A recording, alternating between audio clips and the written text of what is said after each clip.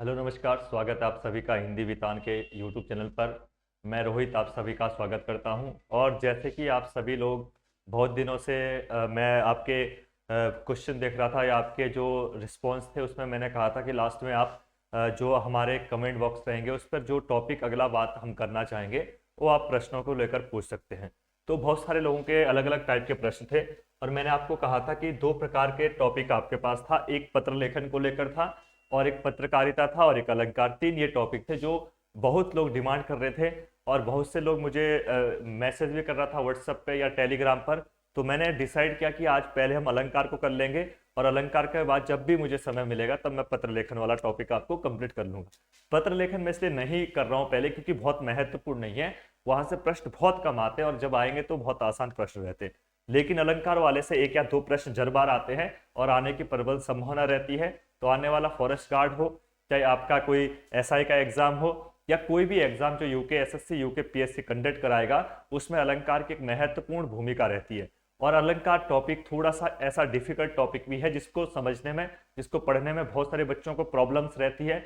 आइए आज उसी टॉपिक के बारे में बात करते हैं। हम अलंकार को शुरू करेंगे और जब अलंकार की मैं बात करूंगा तो आप में से बहुत से लोग जानते हैं कि अलंकार अगर हम पढ़ेंगे, जब तक आप इस अलंकार के बारे में नहीं जानेंगे है ना, तब तक हम चीजों को बहुत बेहतर तरीके से पढ़ नहीं सकते हैं। और मैं आपको यही कहता हूं कि कभी भी आप कोई भी टॉपिक पढ़ेंगे तो टॉपिक को पढ़ने से पहले सबसे पहले उसकी क्या है, मुख्य भूमिका क्या रहेगी या टॉपिक को कैसा समझा जाए।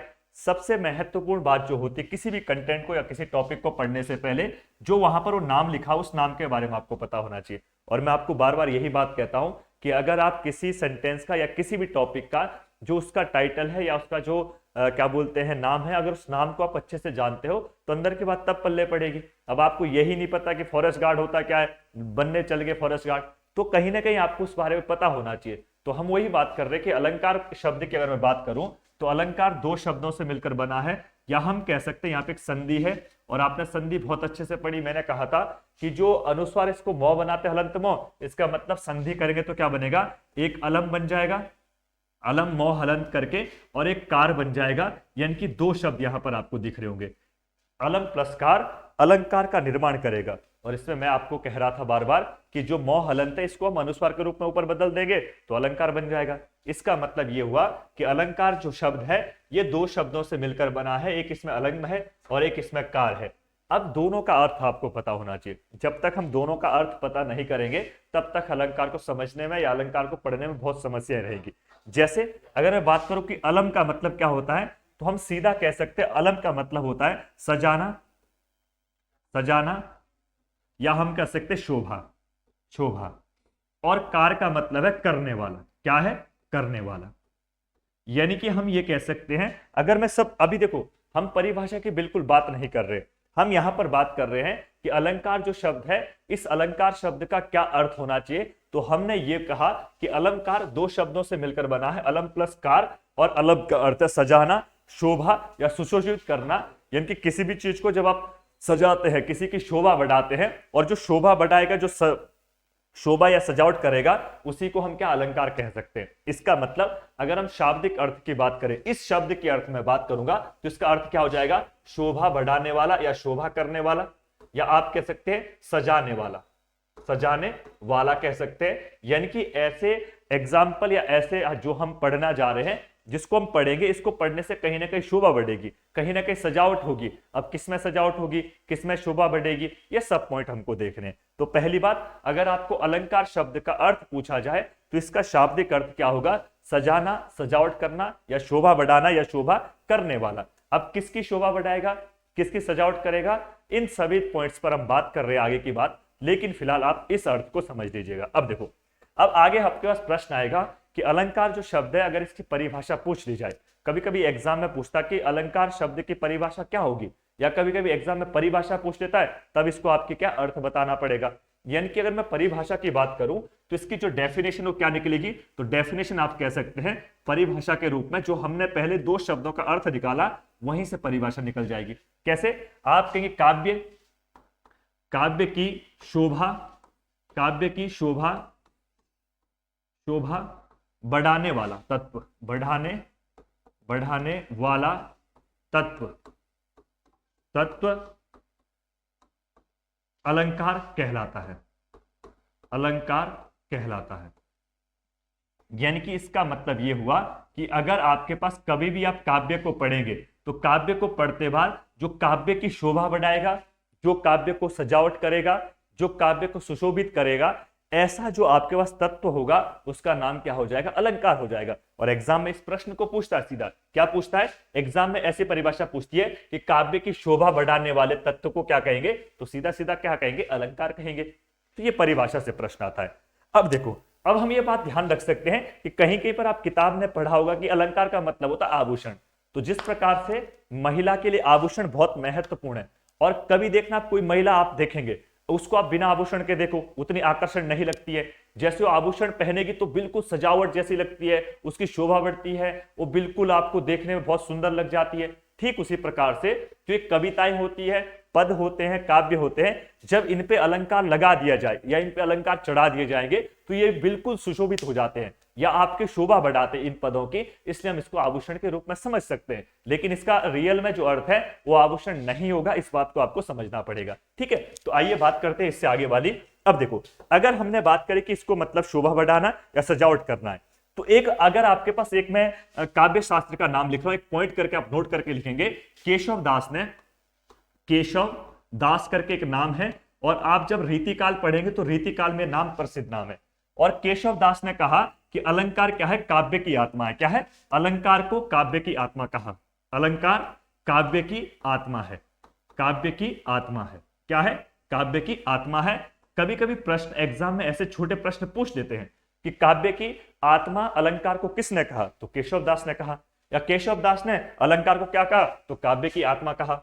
अब देखो, इसका यह मतलब है कि जिस प्रकार से किसी प्राणी में, मैं प्राणी हूं, आप भी प्राणी हो, अब आपके मन में जब तक आत्मा नहीं होगी, आपके पास आत्मा नहीं, तब तक आप क्या? समाप्त हो।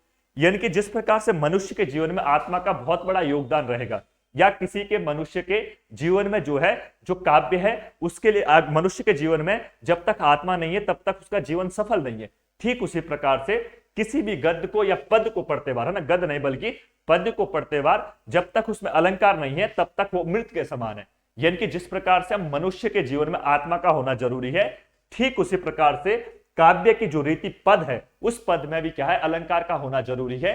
ठीक उसी प्रकार से अलंकार पद में काम करता है जैसे मनुष्य के जीवन में आत्मा काम करती है। इसका मतलब हम बिना आत्मा के कुछ नहीं है और पद भी बिना अलंकार के कुछ नहीं होगा, इनका कहने का यह मतलब है। अब दूसरी बात समझ लीजिए। अब मैंने कहा, मैं बार बार एक वर्ड का यूज कर रहा हूं कि मैं काव्य तो कह रहा हूं लेकिन काव्य के साथ बार बार पद बोल रहा हूं। अब इसका पद का क्या मतलब है? देखो, एक बात मैं आपको समझाना चाहूंगा। अब देखो, अगर मैं बहुत आगे की बातें करूं, सीधे एग्जाम्पल लेकर आऊंगा तो तुम्हारे पल्ले बातें नहीं पड़ेगी। अब मैं जहां से आपको दिक्कत आती है, मैं वहीं से छोटे से एक बार बिल्कुल जीरो से लेने का प्रयास कर रहा हूं। देखो, काव्य जब भी पढ़ेंगे अब, तो काव्य पढ़ने के दो प्रकार होते हैं। देखो, काव्य जो है, यानी कि काव्य, कोई से भी काव्य आप पढ़ेंगे तो काव्य के दो भाग होते हैं। एक हम गद्य कहते हैं, एक को पद कहा जाता है। एक गद्य होता है और एक पद्य होता है। अब देखो, गद्य और पद में आपको डिफरेंस जानना चाहिए या अंतर होना चाहिए। अब देखो, गद्य किसे कहेंगे? गद्य हम कह सकते हैं जब आप किसी गद्यांश के माध्यम से किसी भी सेंटेंस को समझने का प्रयास करें। जैसे आप न्यूज़पेपर को पढ़ते हैं, वो गद्य फॉर्म में होती है। कहानियां पढ़ते हैं, नाटक पढ़ते हैं, उपन्यास पढ़ते हैं, रेखा चित्र पढ़ते हैं, जीवनी पढ़ते हैं, यात्रा वृत्तांत पढ़ते हैं, ये सब की सब क्या है? इसे हम गद्य कहेंगे। लेकिन पद्य का मतलब है जब कविता के फॉर्म में कोई भी आप चीजें पढ़ेंगे तो कविता के फॉर्म को क्या कहेंगे? पद कहेंगे। जैसे कविता कहेंगे गाकर, उसके लिए यति रति सब चीज होना चाहिए। या आप कोई दोहा पढ़ेंगे, दोहा भी गाकर पढ़ा जाता है। आप छंद पढ़ोगे, रस पढ़ोगे, अलंकार पढ़ोगे, ये सारी चीजें जो है इनको क्या है? पद कहा जाएगा। अब जो हम बात करेंगे कि अगर आपको पढ़ना है, जो ये पद है यही क्या है? अलंकार में हमारा इसका बहुत बड़ा योगदान होगा। यानी कि अलंकार जो है वो पद की आत्मा है, ना कि क्या है? गद्य की आत्मा होगी। काव्य में पद का जो सुशोभित करेगा या काव्य में जो पद का सजावट करेगा उसी को अलंकार कहा जाएगा। और अलंकार पढ़ेंगे तो वहां पर पद होना जरूरी, इस बात को आप समझेंगे। कभी भी गद्य में अलंकार नहीं होता है, या होगा भी तो बहुत रेयर चांस है, यह बात आपको ध्यान रखना चाहिए। अब देखो, अब हम किसी भी चीज की शुरुआत करते हैं तो कहीं ना कहीं उसका अस्तित्व होना चाहिए। जैसे हम कहते हैं कि हम उत्तराखंड के निवासी है, उत्तराखंड के लोग हैं, तो हमारा अस्तित्व है कि हम भारत के साथ साथ पहले यूपी के भाग थे, यूपी से 2000 में हम अलग हुए। इसका मतलब हमारा जो आगे विकास है या हमारी जो पद यात्रा वो कहां से? यूपी से शुरू हो जाएगी। तो ठीक उसी प्रकार से अगर हम अलंकार को पढ़ेंगे तो सबसे पहले हमको यह ध्यान रखना पड़ेगा कि अलंकार की शुरुआत कैसे हुई होगी। तो हम एक बात ये सोच सकते हैं कि अगर अलंकार के बारे में आपको पूछा जाए कि अलंकार का सर्वप्रथम प्रयोग किसने किया, या अलंकार का जनक किसे कहा जाएगा, या अलंकार की शुरुआत कहां से हुई होगी, तो इस पॉइंट को ध्यान रखेंगे। तो एक पॉइंट आप लिखेंगे, नोट करके नोट बनाएंगे। एक कवि का नाम है भरत मुनि। क्या नाम है? भरत मुनि करके नाम है कवि का। और भरत मुनि की एक रचना है जिसका नाम है नाट्य शास्त्र। क्या नाम है? नाट्य शास्त्र। आपको ध्यान रखना है, भरत मुनि की रचना है जिसका नाम है नाट्य शास्त्र। और भरत मुनि ने नाट्य शास्त्र में सबसे पहली बार अलंकार का प्रयोग किया था। यानी कि इसका मतलब यह हुआ कि अगर आपको अलंकार का जनक पूछा जाए तो अलंकार का जनक कौन होगा? जिसने सबसे पहले प्रयोग किया होगा। तो सबसे पहले प्रयोग करने वाले कौन है अलंकार का? तो नाम है भरत मुनि। यानी कि भरत मुनि को इसका जनक कहा जाएगा, इसका पिता कहा जाएगा, या इसकी शुरुआत करने वाला पहला व्यक्ति या सर्वप्रथम जो अलंकार का प्रयोग करने वाला वो कौन है? भरत मुनि है। तो एग्जाम में कभी यह भी पूछता है कि भरत मुनि ने अपने किस रचना में किया था इसका प्रयोग? तो भरत नाट्य क्या है? नाट्य शास्त्र में किया था ना। नाट्य शास्त्र आपको ध्यान रखना है। अब आपके पास एक चीज ध्यान रखेंगे कि नाट्य शास्त्र में जब ये अलंकार की बात करेगा तो आज वर्तमान समय में हम पढ़ते कहीं पर 76 अलंकार है, कहीं पे 78 है, फिर उनके अलग अलग टाइप है, अलग अलग भाग है। लेकिन जब इसकी शुरुआत हुई थी तो इतने सारे अलंकार तो नहीं थे, धीरे धीरे करके इसका विकास हुआ। यानी कि जैसे हम भारत की अगर परिकल्पना करेंगे, भारत में 29 राज्य पहले नहीं थे, पहले कम थे, फिर बढ़ते गए बढ़ते गए बढ़ते गए, आज 29 के फॉर्म में निकले हैं। ठीक उसी प्रकार से जब ये भरत मुनि ने अलंकारों की शुरुआत करी थी उस समय इन्होंने 4 अलंकार बताए। इन्होंने कहा कि 4 से अधिक अलंकार होते ही नहीं है, यानी कि कम से कम 4 अलंकार थे उस समय और अधिक से अधिक भी 4 थे। और आपके एग्जाम में पूछता है कि भरत मुनि ने नाट्य शास्त्र में किन 4 अलंकारों का वर्णन या जिक्र किया था, आपको उनका ध्यान रखना है। तो अलंकारों की जब हम बात करेंगे तो इन्होंने 4 अलंकार कहे थे कि मुख्य रूप से 4 अलंकार होते हैं, इसके अलावा कोई अलंकार के इन्होंने नाम नहीं दिए। तो अगर हम कहेंगे तो पहला अलंकार इन्होंने कहा था, पहला अलंकार का नाम उपमा हो जाएगा। ये चारों नाम आपको याद होना चाहिए। दूसरे का नाम आप कहेंगे यमक, यमक हो जाएगा। तीसरे का नाम रूपक, रूपक, और चौथे का नाम दीपक। अब देखो, अब कोई बच्चा कहेगा कि गुरुजी 4 कैसे याद रहेंगे?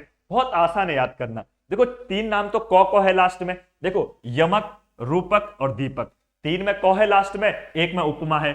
यानी कि उपमा के साथ यमक, रूपक और दीपक, ये 4 प्रकार के अलंकार नाट्य शास्त्र में भरत मुनि ने शुरुआत पर यह बात कही थी। यानी कि हम ये कह सकते हैं कि जब भरत मुनि ने अपने नाट्य शास्त्र की शुरुआत करी थी उस समय जो जिक्र हुआ था अलंकार का वो 4 अलंकार थे। आज वर्तमान समय में हम 78 या 76 अलंकारों को पढ़ेंगे, लेकिन उस समय ये इतने नहीं थे। इनमें से हमने कहा ये 4 हो जाना चाहिए। बस यहां तक आपको चीजें ध्यान रखनी है। अब पृष्ठभूमि से हम आगे की बातें नहीं पढ़ेंगे, आगे क्या क्या चीजें हैं बस इतना आपका काम का है। अब सीधे हम अलंकार की तरफ चले जाते हैं। अब देखो, अब आपके एग्जाम में प्रश्न आता है, बहुत बार तो यही छोटे एग्जाम में पूछ देता है, जैसे फॉरेस्ट गार्ड हो गया, पुलिस का एग्जाम हो गया, छोटे छोटे एग्जाम में यह पूछता है कि अलंकार कितने प्रकार का होता है। बस आसान प्रश्न है। अब बच्चे 2 और 3 में बड़े कंफ्यूजन है, तो हम बात करेंगे कि अलंकारों के अगर प्रकार या भेद की बात करें, क्या है अलंकार के भेद कह लो या अलंकार के प्रकार कह लो, तो भेद की जब बात करेंगे, भेद टाइप या प्रकार सबका एक ही मतलब है। तो हम कहेंगे अलंकार के 3 भेद होते हैं, और ये 3 भेद कौन कौन से होंगे? तो ये सब लोग आप जानते हैं। एक का नाम क्या होगा? पहला आप कहते हैं शब्दालंकार, एक का नाम है शब्दालंकार। मैं तीनों को बारे में आपको एक एक करके बता रहा हूं, लेकिन एक बार आप नाम समझ जाइएगा। शब्दालंकार, दूसरे का नाम है अर्थालंकार, अर्थालंकार, और तीसरे का नाम है उभय अलंकार, उभयालंकार, उभय अलंकार। यानी कि अलंकार जो है इसके टाइप, प्रकार या भेद जो है वो आपको ध्यान रखने कितने होंगे? 3 हो जाएंगे। वो 3 कौन कौन से? पहले का नाम शब्दालंकार है, दूसरे का नाम अर्थालंकार है, तीसरे का नाम उभय अलंकार है। अब तीनों का अर्थ पता होना चाहिए। जब तक 3 का अर्थ पता नहीं होगा तब तक आगे और समस्या आएगी। और बहुत से एग्जाम तो मैंने ऐसे देखे कि इसमें यही पूछता है कि शब्दालंकार में कौन कौन से अलंकार आते हैं, अर्थ अलंकार में कौन कौन से अलंकार है, उभय अलंकार में कौन कौन से। और बच्चा यही कंफ्यूज, अनुप्रास को शब्दा में रखे, अर्थ में रखे, यमक को यहां रखे कि वहां रखे, श्लेष को यहां रखे वहां रखे, वक्रोक्ति कहां रहेगा, विप्सा कहां रहेगा। तो ये सारी प्रॉब्लम्स आपके पास रहेगी। ठीक है, तो मैं आपको सब ये चीजें बताने वाला हूं, लेकिन एक बार हम समझ लेते कि इनका तीनों का अर्थ है क्या। अब देखो, अगर मैं तीनों के अर्थ की बात करूंगा तो पहला नाम है शब्दालंकार। अगर आप इसका विग्रह करेंगे, संधि विच्छेद, तो शब्द प्लस अलंकार।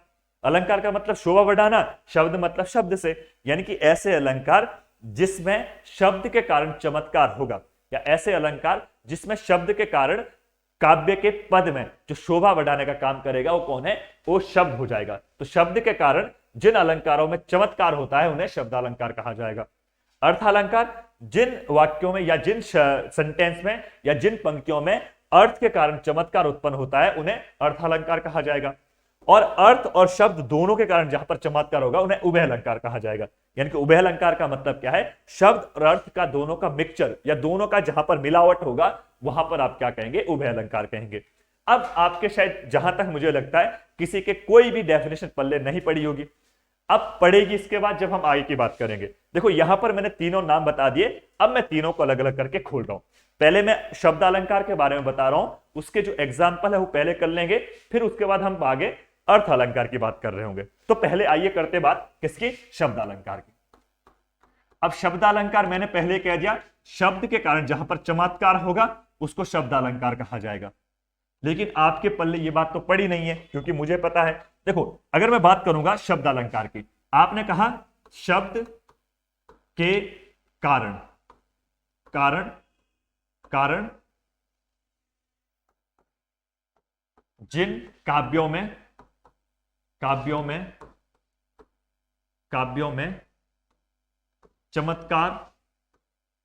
चमत्कार उत्पन्न होता है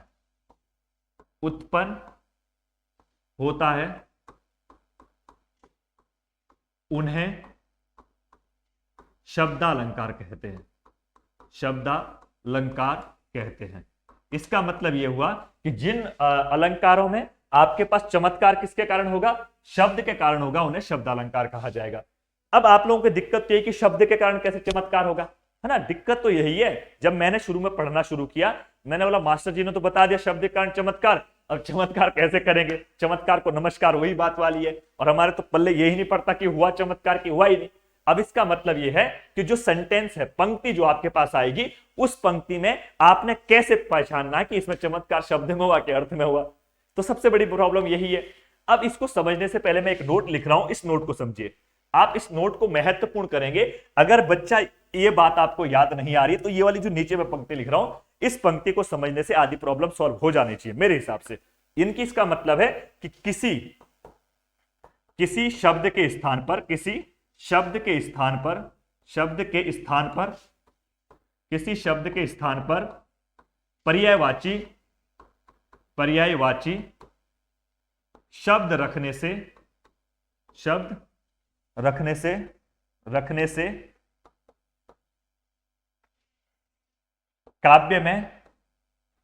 काव्य में चमत्कार समाप्त हो जाता है। चमत्कार समाप्त हो जाता है, होता है या हो जाता है।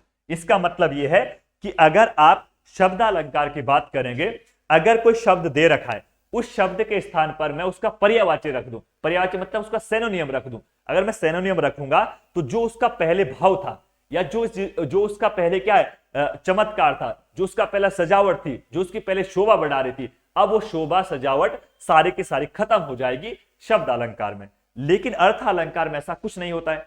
यानी कि अर्थालंकार अगर हम पढ़ेंगे तो अगर किसी शब्द के स्थान पर उसके पर्यायवाची रख दिए जाए तब भी अर्थ में कोई परिवर्तन नहीं आता। लेकिन अगर आप शब्दालंकार की बात करेंगे, अगर किसी एक शब्द के स्थान पर आप इसका पर्यायवाची शब्द रख देंगे तो कहीं ना कहीं आपका अलंकार या चमत्कार समाप्त हो जाएगा।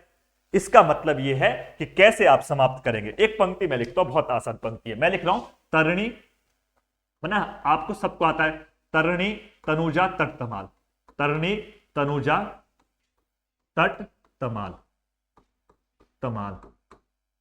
मैं इतनी तरणी तनुजा तट तमाल तरवर बौछाए, है ना, ये पूरी पंक्ति है, लेकिन इतने से आपका काम चल जाएगा। देखो अब देखो, अगर मैं इसकी बात करूं, देखो तरणी का मतलब क्या है। देखो अगर आप पहचानने का प्रयास करेंगे, यहां पर शब्दालंकार है, शब्दालंकार में अनुप्रास है, ये हम बाद में पढ़ेंगे, लेकिन मैं वो एग्जांपल समझा रहा हूं कि शब्द के कारण कैसे चमत्कार हुआ और शब्द के स्थान पर जब पर्यायवाची रखेंगे तो अलंकार समाप्त हो जाएगा। मैंने यही बात तो कही आपको, जो मैंने पहले दो चीजें कही थी। अगर आप इसको समझेंगे, यहां पर जो मैंने बात कह रखी है कि शब्द के कारण चमत्कार उत्पन्न होगा और शब्द के स्थान पर पर्यायवाची रखेंगे तो आपका चमत्कार समाप्त हो जाएगा। अब इसको मैं डिफाइन कर रहा हूं, देखो कैसे। अगर आप इसको डिफाइन करेंगे तो इसको डिफाइन करने का तरीका क्या है, देखो यहां पर हम कह सकते हैं, मैंने एक पंक्ति लिखी तरणी तनुजा तट तमाल। अब इसका अर्थ देखो, अगर आप समझेंगे, देखो यहां पे तौ है, यहां पर भी तौ है, यहां पर भी तौ है, यहां पर भी तौ है, यानी कि किसी भी पंक्ति में या किसी भी काव्य के जब पंक्ति में पहला वर्ण रिपीट हो रहा है या पहला वर्ण एक समान है तो उसको हम क्या कहते हैं, उसका नाम होता है अनुप्रास अलंकार। और अनुप्रास अलंकार शब्द अलंकार है। इसका मतलब यह है कि चमत्कार जो है, ये सजावट जो आपको लग रही है, या जो चमत्कार इसमें कौन सा है, इसमें चमत्कार यह कि तौ के बाद तौ, तौ के बाद तौ, तौ के बाद तौ। तो आपने कहा कि बहुत अच्छा लग रहा है भाई बोलने में, तौ, तौ से तरणी, तौ से तनुजा, तौ से तट, तौ से तमाल, यानी कि एक जैसे शुरुआत हो रखी है, यानी कि आपको लग रहा है कि तौ से ही शुरू करना आगे की चीजें। इसका मतलब यह हुआ कि चमत्कार क्या हुआ, इस शब्द के कारण हो रहा है, किसके, तौ तौ के कारण। सपोज करो मैं इनके स्थान पर पर्यायवाची रख देता हूं। अब देखो तरणी का मतलब होता है सूर्य, तरणी का मतलब क्या है, सूर्य, इसका पर्यायवाची रख दिया। तनुजा का मतलब होता है सूर्य की पुत्री, तनुजा सूर्य की पुत्री, तो क्या हो जाएगा, यमुना हो जाएगा, ये यमुना हो गया। और तट का मतलब होता है किनारा, किनारा, और तमाल का मतलब होता है सदाबहार, सदाबहार। अब बताओ, अब जो ऊपर की पंक्ति है, जो इसमें रिपीटेशन हो रहा था, जिसमें चमत्कार जो आपको अच्छा लग रहा था पढ़ने में कि तौ तौ तौ तौ, अब नीचे वाली में ऐसे में पंक्ति में कुछ है नहीं, यानी कि इसका मतलब ये हुआ जो ऊपर चमत्कार था, ऊपर जो आपको एक जैसे लग रहे थे, आपको बार बार तौ का रिपीटेशन हो रहा था, अब नीचे ऐसा कुछ है नहीं। इसका मतलब अगर हम किसी शब्द का जब पर्यायवाची रख देंगे तो पर्यायवाची रखने पर जो ऊपर चमत्कार था वो नीचे समाप्त हो चुका है, इसलिए हम इसको शब्दालंकार कह रहे होंगे। तो एक बात तो आप क्लियर समझ चुके हैं कि जब शब्दालंकार पढ़ेंगे तो शब्दालंकार में अगर आप इन शब्दों के स्थान पर इनके पर्यायवाची रख देंगे तो ऊपर जैसी स्थिति अब नहीं रही, इसका मतलब यहां पर चमत्कार समाप्त हो चुका है। जो रिपीट हो रही थी चीजें अब ये रिपीट ना होकर सूर्य हो सौ से हो गया, यमुना यौ से हो गया, और किनारा कौ से, और सौ से सदाबहार हो गया। इसका मतलब यहां पर कहीं पर रिपीटेशन नहीं हुआ, इसलिए आप इसको क्या है, अब आप नहीं कह सकते। इसका अर्थ अगर जानने का प्रयास करेंगे, हम बाद में जब पढ़ेंगे अनुप्रास तब मैं अर्थ जरूर बताऊंगा, लेकिन अभी कहेंगे तो इसका मतलब है तरणी तनुजा तट तमाल तरबर भवछाय, यानी कि सूर्य की पुत्री कौन, यमुना, उसके किनारे पर जो सदाबहार के वृक्ष है वो बहुत अच्छे लहरा रहे हैं, ऐसे इसमें कहा गया है। तो बात की बात है, उसको हम जब अनुप्रास अलंकार पढ़ रहे होंगे। अब देखो, अब आगे जो हमको बात पढ़नी है, अब मैं एक बार आपको सारे नाम बता देता हूं कि शब्दालंकार जो हम पढ़ेंगे उसके अंदर हमको कौन कौन से अलंकार पढ़ने हैं। आपके पास काम की तो वही चीज है, तो एक बात आप नोट हेडिंग करके कैसे बनाएंगे, शब्दालंकार। अब देखो शब्दालंकार जब पढ़ेंगे ना बच्चा, तो एक बात आपको ध्यान रखना चाहिए कि शब्दालंकार को पढ़ते बार आपके दिमाग में एक चीज क्लियर होना चाहिए कि इसके अंदर हमको कौन कौन से अलंकार पढ़ने, क्योंकि एग्जाम में मैंने कहा कि बहुत बार यही पूछ लेता छोटी छोटी चीजें कि शब्दालंकार में कौन सा अलंकार है कौन सा नहीं है, तो आपको नाम याद होना चाहिए।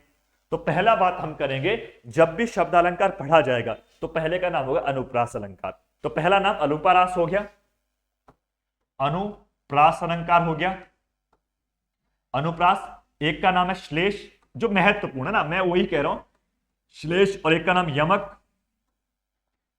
यमक, एक को आप पुनरुक्ति कहते हैं, पुनरुक्ति अलंकार, जिसको वक्रोक्ति भी कहा जाता है ना, वक्रोक्ति पुनरुक्ति, वक्रोक्ति भी कह सकते हैं, वक्रोक्ति भी इसी का भाग है, वक्रोक्ति, वक्रोक्ति, और एक का नाम है विप्स अलंकार भी इसी के अंदर आ जाएगा। तो हम वैसे तो हम ये कहते हैं कि शब्दालंकार अर्थालंकार के बहुत प्रकार होते हैं, लेकिन जो आपके एग्जाम के लिए बहुत महत्वपूर्ण है, मैं आपको कह दूं, अनुप्रास अलंकार आपके एग्जाम में आता है, श्लेष आपके पास होगा, यमक आएगा, पुनरुक्ति आएगा, वक्रोक्ति आएगा और विप्सा आएगा। मैं 6 अलंकार आपको इसके अंदर पढ़ाऊंगा, और 6 से 7 अलंकार हम किस में पढ़ेंगे, अर्थ अलंकार में पढ़ रहे होंगे। तो आपको बहुत ज्यादा डिटेल नहीं जाना है। कोई बच्चा सोच रहा होगा गुरुजी हम तो इतने नहीं पढ़ने, बहुत सारे पढ़ा दो, तो बहुत सारा पढ़ने से बच्चा कोई फायदा नहीं है। अगर आप इनको 6 को बहुत अच्छे से पढ़ जाएंगे तो आपके एग्जाम की काम है, यहीं से आपका काम बन जाएगा। तो आप विश्वास करिएगा, मैं जो चीजें बता रहा हूं उससे अधिक नहीं पढ़ना है। और मैं आपको ये बात भी कह रहा हूं, अगर पढ़ने में तुम लग जाओ तो 78 अलंकार है और 78 के अपने अपने खुद के पार्ट है। अगर तुम 2-2 एग्जाम्पल भी याद करने बैठ जाओ तो 80 दूना 160, और 160 एग्जाम्पल याद नहीं होंगे। इसका मतलब यह है कि अगर आप 8-10 को बहुत अच्छे से पढ़ जाओ, 6 और 6-7 में उसमें पढ़ाऊंगा तो 13-14 अलंकार पढ़ने, अगर आप उनको भी बहुत अच्छे से पढ़ोगे, सबके 4-4, 5-5 एग्जाम्पल अगर आप याद कर पाएंगे तो आपका काम चल जाएगा। क्योंकि एक एग्जाम में एक प्रश्न आना है, और मैं आपको गारंटी के साथ कह रहा हूं कि अगर इनमें से आया तो आप कर जाओगे। अगर नया एग्जाम्पल आया तो यह 100% बात है कि कोई भी नहीं कर पाएगा। लेकिन उसको हम कैसे पहचान सकते हैं, उसको पहचानने का क्या तरीका है? अगर कभी एग्जाम में नया ऑप्शन आ गया, आपने कभी पढ़ा नहीं है, तो उसके पहचानने कुछ तरीके होते हैं। मैं हर एग्जाम्पल में या हर अलंकार को पढ़ते बार कोई ना कोई आपको ट्रिक बताऊंगा कि कैसे पहचान सकते हैं। काफी हद तक हम 99% चांस आंसर तक पहुंच सकते हैं, मैं ये बात कह रहा हूं। तो आइए अब देखो, इनमें से हमको क्या करना है, ये शब्द अलंकार ये 5-6 जो है, इनमें से आप एक एक करके पढ़ लेते हैं। तो पहला अलंकार पढ़ते हैं, कौन सा? अनुप्रास अलंकार। अब अनुप्रास अलंकार जब पढ़ेंगे, अब बात वही फिर आ गई कि अनुप्रास अलंकार पढ़ेंगे तो सबसे पहले अनुप्रास का आपको अर्थ पता होना चाहिए, है ना। मैं आपको यही कहता हूं कि बेसिक चीजें आपको ध्यान रखनी पड़ेगी। अगर आप बेसिक चीजें नहीं जानते हैं तो चीजें बहुत गड़बड़ होती है। और अनुप्रास अलंकार का जिस बच्चे को अर्थ आता होगा, अनुप्रास अलंकार की वो पहचान खुद ही कर लेगा। अगर मैं अनुप्रास के अगर अर्थ आप अभी समझ लोगे, जो मैं अर्थ बता रहा हूं, इसके बाद अगर एक भी एग्जाम्पल आपको नहीं आता है, आपने एक एग्जाम्पल कभी पढ़ा ही नहीं, तब भी आप पहचान लोगे कौन सा अलंकार है। अब बोलोगे कि ऐसे कैसे होता है? बिल्कुल होता है। देखो, जैसे अगर मैं इसका अर्थ निकालूं तो यहां पे देखो 2 शब्द है, कौन सा? एक अनु है, एक प्रास है। अनु, अनु, अनु के साथ क्या? प्रास लगा हुआ है, ये है। अब अलंकार तो हम पहले पढ़ चुके कि अलंकार का क्या अर्थ है। अगर मैं इन दोनों शब्दों का अर्थ निकालने का प्रयास करूं तो अनु मतलब होता है ना पीछे से। जैसे देखो, आप कहते कि मेरा अनुज है जो मेरे पीछे जन्म लेगा, या अनुज, अनुज मतलब मेरे पीछे जन्म लिया, अनु मतलब पीछे से आना, यानी कि अनु मतलब पीछे से या बार बार हम कह सकते हैं। अनु मतलब क्या होता है? पीछे या बार बार। तो इसका अर्थ है बार बार। क्या अर्थ है? बार बार आप कह सकते हैं। अनु का अर्थ बार बार। और प्रास का मतलब होता है वर्ण या व्यंजन। वैसे वर्ण हम नहीं कह सकते, हमको व्यंजन कहना चाहिए, लेकिन वर्ण का भी व्यंजन रूप है ना, तो हम कह सकते हैं वर्ण। और वर्ण में ब्रैकेट में लिख दे रहा हूं व्यंजन। क्या लिख रहा हूं? व्यंजन। यानी कि इसका मतलब आपने एक बात लिख दी कि जब बार बार क्या होगा? व्यंजन आएंगे, तो उसे क्या? अनुप्रास अलंकार कहा जाएगा। अब बच्चा एक बात बताओ, अगर आपको कुछ नहीं पता, आप कुछ नहीं जानते, तो इतना तो दिमाग में घुस गई बात कि अगर कोई भी व्यंजन आपको बार बार दिखाई देगा या बार बार कोई व्यंजन रिपीट होता हुआ दिख रहा है, तो अनुप्रास अलंकार हो जाएगा। अब इसके एग्जाम्पल आप देख लो, बहुत आसान होते हैं। जैसे अगर मैं बात करूं कि अनुप्रास अलंकार आपको पढ़ना अगर है, तो आप सीधे क्या करेंगे? अनुप्रास अलंकार में इसको आपको सीधा कुछ नहीं करना है। अनुप्रास अलंकार में आपको क्या करना है? इनके जो एग्जाम्पल है उनको देख लेते हैं। जैसे अब देखो, आपने कहा कि अनु मतलब क्या है? बार बार। प्रास मतलब होता है व्यंजन। तो अगर हम परिभाषा निकालने का प्रयास करेंगे तो यहां से एक परिभाषा निकल जाती है, और परिभाषा महत्वपूर्ण भी है, कभी कभी परिभाषा महत्वपूर्ण नहीं भी है। इसकी मैं परिभाषा इसलिए महत्वपूर्ण नहीं कह रहा हूं क्योंकि अगर अलंकार को लेकर आप बात करेंगे तो अलंकार के जो एग्जाम्पल होते, पंक्ति पंक्ति में पूछता है कि कौन सा अलंकार दिया गया है। ये ज्यादातर मोस्ट इंपॉर्टेंट है। कभी कभी परिभाषा भी पूछ लेता है, तो एग्जामिनर का क्या माइंडसेट है हम नहीं जानते हैं, इसलिए हमको परिभाषा भी पढ़नी पड़ेगी। और लेकिन एग्जाम्पल तो बहुत महत्वपूर्ण है ही, तो पहले हम एग्जाम्पल से पहले परिभाषा देख लेते हैं कि अनुप्रास की क्या परिभाषा है। तो मैंने इसका शाब्दिक अर्थ तो आपको बता दिया, अब मैं परिभाषा बता रहा हूं कि अनुप्रास का मतलब क्या होता है। आप कहेंगे जब एक वर्ण या व्यंजन, है ना, वर्ण के स्थान पर ब्रैकेट में व्यंजन लिख देता हूं, क्योंकि वर्ण में तो आप कहेंगे कि वर्ण में तो स्वर भी आ जाता है, लेकिन स्वर नहीं, यहां पे व्यंजन है ना। जब एक वर्ण या व्यंजन की बार बार आवृत्ति होती है, आवृत्ति होती है, तो वहां अनुप्रास अलंकार होता है। तो वहां अनुप्रास अलंकार होता है। अब इसका मतलब क्या हुआ? इसका मतलब यह हुआ कि मैंने जो आपको पहले कहा था, अनु मतलब बार बार और प्रास मतलब व्यंजन, यानी कि किसी पंक्ति में अगर आपको ऐसे दिखे कि कोई एक व्यंजन बार बार आपको दिख रहा है, रिपीट हो रहा है। अब हो सकता हो एक बार रिपीट हो सकता हो 2 बार रिपीट हो सकता हो 3 बार रिपीट हो, लेकिन रिपीट होना जरूर चाहिए। जब भी कोई व्यंजन आपको पुनरावृत्ति दिखे, किसी की पुनरावृत्ति दिखे, किसी का रिपीटेशन दिखे या किसी की आवृत्ति दिखेगी, तो वहां पर अगर अलंकार पूछा जाएगा तो सीधे आंख बंद करके क्या लगाना? अनुप्रास लगाना है। अब कभी कभी बच्चे होते हैं कि अनुप्रास ढूंढ रहे, वहां पे अनुप्रास अगर ऑप्शन नहीं है तो हो सकता है वहां पे कोई और एग्जाम्पल हो जाए। और मैं आपको एक बात जरूर कह दूं कि एक पंक्ति में 2 या 2 से अधिक अलंकार हो सकते हैं। इसका मतलब यह हुआ कि एक पंक्ति में एक अलंकार नहीं होता है। हो सकता उसी अलंकार, उसी पंक्ति में अनुप्रास भी हो सकता उसी पंक्ति में श्लेष भी हो जाए, हो सकता उसी पंक्ति में यमक भी हो जाए। तो एक पंक्ति में 2 या 3 अलंकार हो सकते हैं। इसका डिसाइड निर्धारण आप कैसे करेंगे, जो आपके ऑप्शंस रहेंगे। तो इसका मतलब यह है कि अगर एक पंक्ति में अगर अनुप्रास अलंकार है तो उसी पंक्ति में आपके पास श्लेष और यमक भी हो सकता है, उसी में आपका वक्रोक्ति हो सकता है, उसमें कोई अन्य अलंकार भी हो सकता है। मैं ये बात कह रहा हूं, ठीक है। अब देखो, अब मैं एक एग्जांपल के माध्यम से समझाता हूं। जैसे यहां पर जय जय भारत भूमि भवानी ना, ये एग्जांपल लेते हैं। जय जय भारत भारत भूमि भवानी, या भारत भूमि लिख दो, भवानी लिखो या ना लिखो। देखो अब यहां पर अगर आप ध्यान देंगे, मैंने कहा कि जब कहीं पर भी क्या है, किसी पंक्ति में एक व्यंजन की आवृत्ति होगी या एक व्यंजन की पुनरावृत्ति होगी या एक व्यंजन का रिपीटेशन होगा, तो वहां पर अलंकार कौन सा है? तो अलंकार आप कहेंगे वहां पर अलंकार आपका क्या होगा? अनुप्रास हो जाएगा। जैसे देखो यहां पे जौ है तो जौ के बाद जौ आ गया तो रिपीट हो गया। यहां पे देखो भौ, भौ के बाद भौ रिपीट हो गया।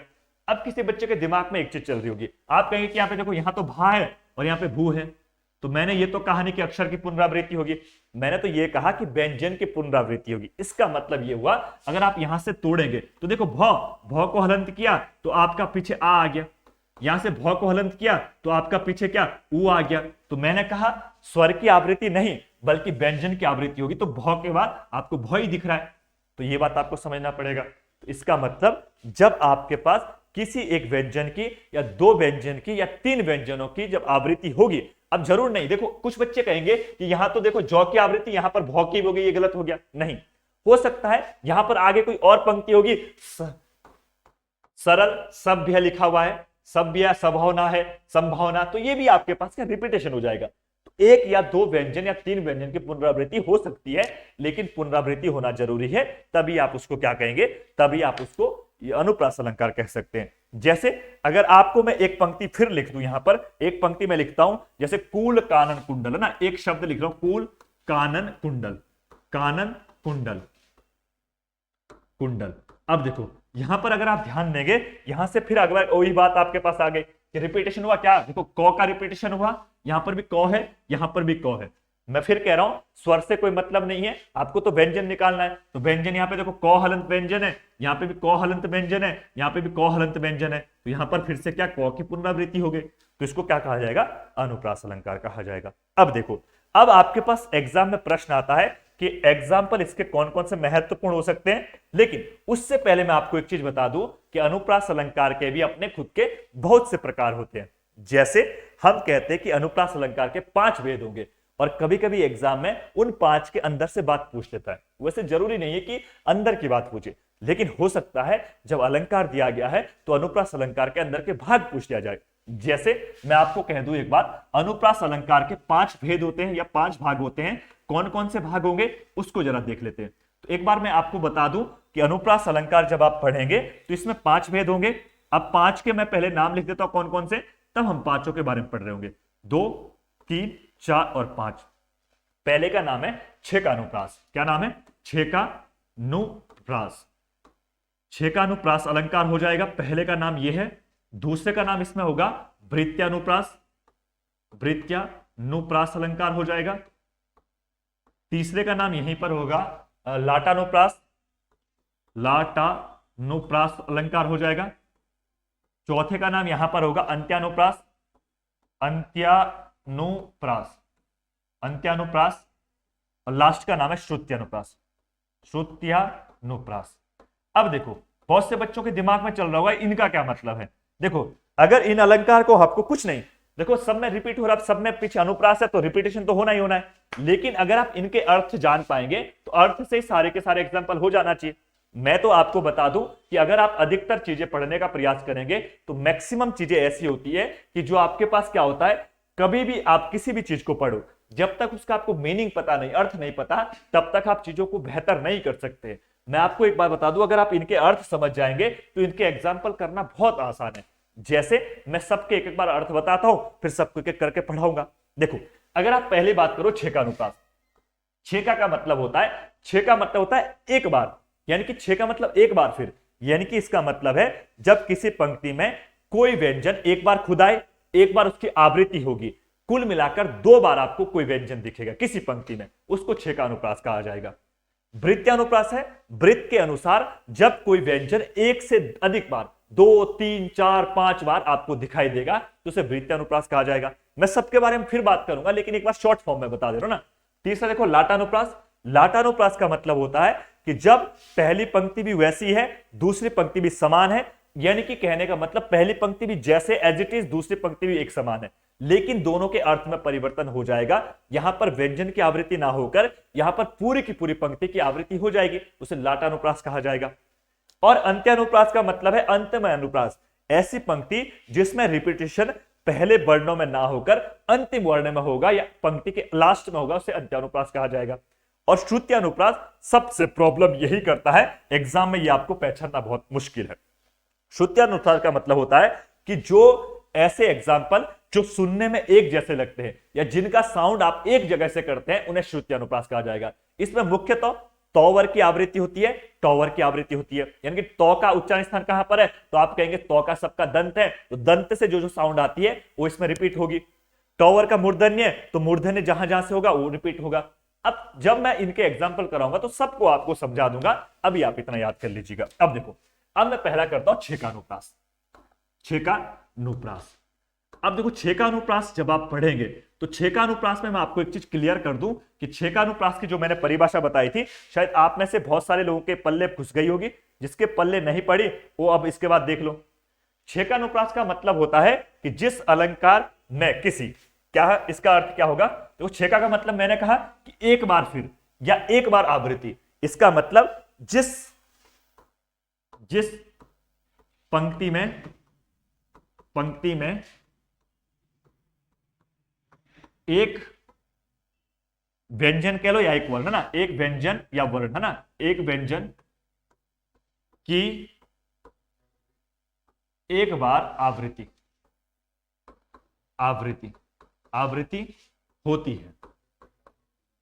होती है, उसे क्या कहेंगे, छेकानुप्रास कहा जाएगा। जिस अलंकार में किसी वर्ण की आवृत्ति केवल एक बार होती है ना, जिस अलंकार एक आप अगर यहां से हटा सकते हैं कि जिस पंक्ति में व्यंजन की एक बार आवृत्ति होती है, या किसी भी पंक्ति में या किसी भी काव्य में जब वर्ण की आवृत्ति केवल एक बार होगी।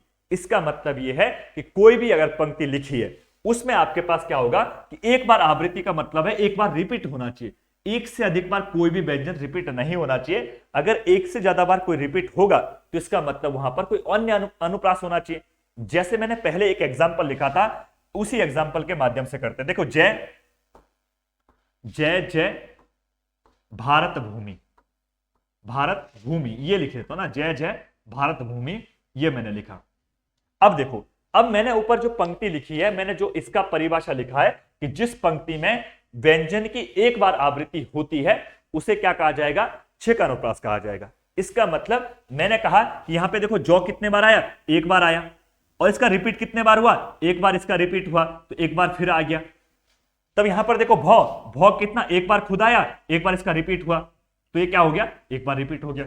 अब आवृत्ति का मतलब बहुत से बच्चे ये बोलते हैं कि यहां तो देखो गुरुजी, जौ भी 2 बार दिख रहा है, भौ भी 2 बार दिख रहा है, तो आवृत्ति 2 हो जाएगी। नहीं, आवृत्ति मतलब होता है रिपीट। जैसे अगर मैं आपको एक बात कहूं कि मैंने कहा कि तुम मेरे को रिपीट करेंगे, तो एक बार मैंने कहा राम, एक बार तुमने बोला राम, तो मैंने तो एक ही बार राम बोला, एक बार मैंने बोला, एक बार तुमने बोला। इसका मतलब कुल मिलाकर 2 बार राम हो गए, लेकिन बोला एक एक बार दोनों ने। मैंने एक बार राम का उच्चारण किया, आपने उसको रिपीट किया, इसका मतलब ये जो एक बार खुद आया, एक बार इसका रिपीटेशन हुआ, तो आवृत्ति का मतलब ये है। तो आप सीधा अगर चाहो तो आप इसको ऐसे याद कर सकते हैं कि किसी पंक्ति में जब कोई व्यंजन आपको 2 बार दिखाई देगा, एक बार 2 बार, एक बार 2 बार, केवल 2 बार दिखाई देगा, वहां पर छेकानुप्रास हो जाएगा। लेकिन बच्चे 2 से अधिक बार अगर कोई व्यंजन दिखेगा, वहां पर छेकानुप्रास ना होकर तब वो वृत्त्या में चला जाएगा। इसका मतलब अगर एग्जाम में यहां से परिभाषा आती है, अब परिभाषा कैसे देता है एग्जामिनर, जिस पंक्ति में कोई व्यंजन 2 बार आवृत्ति होगी, तो 2 बार आवृत्ति का मतलब क्या हो गया, तब टोटल 3 बार हो जाएगा। एक बार खुद आया, 2 बार उसकी आवृत्ति हो गई, तब कुल मिलाकर 3 बार हो जाएगा। तो 3 बार वाले तो क्या हो जाएंगे, वृत्तियां हो जाएंगे।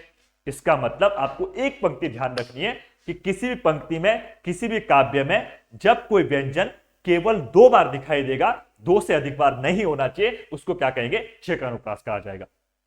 यहां तक कोई दिक्कत नहीं होना चाहिए किसी को। अब एक एग्जांपल मैं इसका फिर कर लेता हूं, तब आगे बात करेंगे। जैसे एक पंक्ति में लिखता हूं, सूर समर करनी करही, सूर समर करनी करही, करनी करही, करही, सूर समर करनी करही। अब यहां पर क्या है, आपको यह बताना है कि निम्न में से अलंकार कौन सा है। तो आसान है पहचानना। देखो एक देखो 100 की एक बार आवृत्ति हुई, 100 एक बार खुद आया, एक बार इसका रिपीट हो गया, तो ये हो गया। देखो एक बार खुद आ गया, एक बार इसका रिपीटेशन हो गया, ये हो गया। तो मैंने कहा जिस पंक्ति में केवल कोई व्यंजन 2 बार हो, 2 से अधिक बार नहीं है, तो इसको दोनों को मिला तो कितने बार हुआ, 2 बार हो गया। ये दोनों मिलेंगे तो कितने बार हो गए, 2 बार हो गए। तो आपको 2 ही बार दिख रहा है, 2 से अधिक बार नहीं होना चाहिए। इसको क्या कहेंगे, इसको कहेंगे छेकानुप्रास कहा जाएगा। ठीक हो गया। अब ऐसे जितने उदाहरण होंगे वो सबके सब इसी के अंदर आएंगे। वचन विनित मधुर रघुवर, ना तो वॉ का रिपीटेशन, वो फिर वचन वचन वचन वचन विनित, तो वचन विनित कह लो तो वचन और विनित में वो आ गया, तो आप ऐसे याद कर सकते हैं। अगला एग्जाम्पल हम करते हैं वृत्यानुप्रास का, वृत्यानुप्रास। और ये एग्जाम्पल एग्जाम में बार बार यहीं से पूछता है। ठीक है। अब देखो वृत्यानुप्रास का मतलब क्या है। मैंने आपको कहा वृत्त मतलब होता सर्कल, सर्कल मतलब गोला, इसको ऐसे समझ सकते हैं। वृत्या और सर्कल का मतलब क्या होता है, गोला या सर्कल या वृत्त हो जाएगा। देखो अगर तुमने बनाते देखा मेरे को किसी ने, तो बोलेंगे यहां से शुरू हुआ, लेकिन जिस बच्चे ने बनाते मेरे को देखा ही नहीं, वो ये जज ही नहीं कर पाएगा कि गोला कहां से शुरू हुआ, कहां पर समाप्त हुआ। तो आप ये कह नहीं सकते कि गोला कहां से स्टार्ट हुआ, कहां पर खत्म हुआ। इसका मतलब जब आपके पास क्या है, कोई भी पंक्ति या कोई भी काव्य में एक जो व्यंजन है उसका रिपीटेशन बार बार होगा, बार बार होगा, यानी कि कम से कम 2 बार पुनरावृत्ति होना चाहिए, कुल मिलाकर 3 बार कम से कम होना चाहिए। अधिक से अधिक 5 बार हो, 10 बार हो, उससे कोई मतलब नहीं है। यानी कि हम ये कह सकते हैं कि वृत्यानुप्रास अगर आपको पूछे जब किसी व्यंजन की आवृत्ति 2 या 2 से अधिक बार हो, इसका मतलब आपको ऐसे परिभाषा याद करनी है कि क्या है। एक बार मैं सर्कल को हटा दूं जरा। जब किसी व्यंजन की 2 या 2 से अधिक, 2 या 2 से अधिक बार आवृत्ति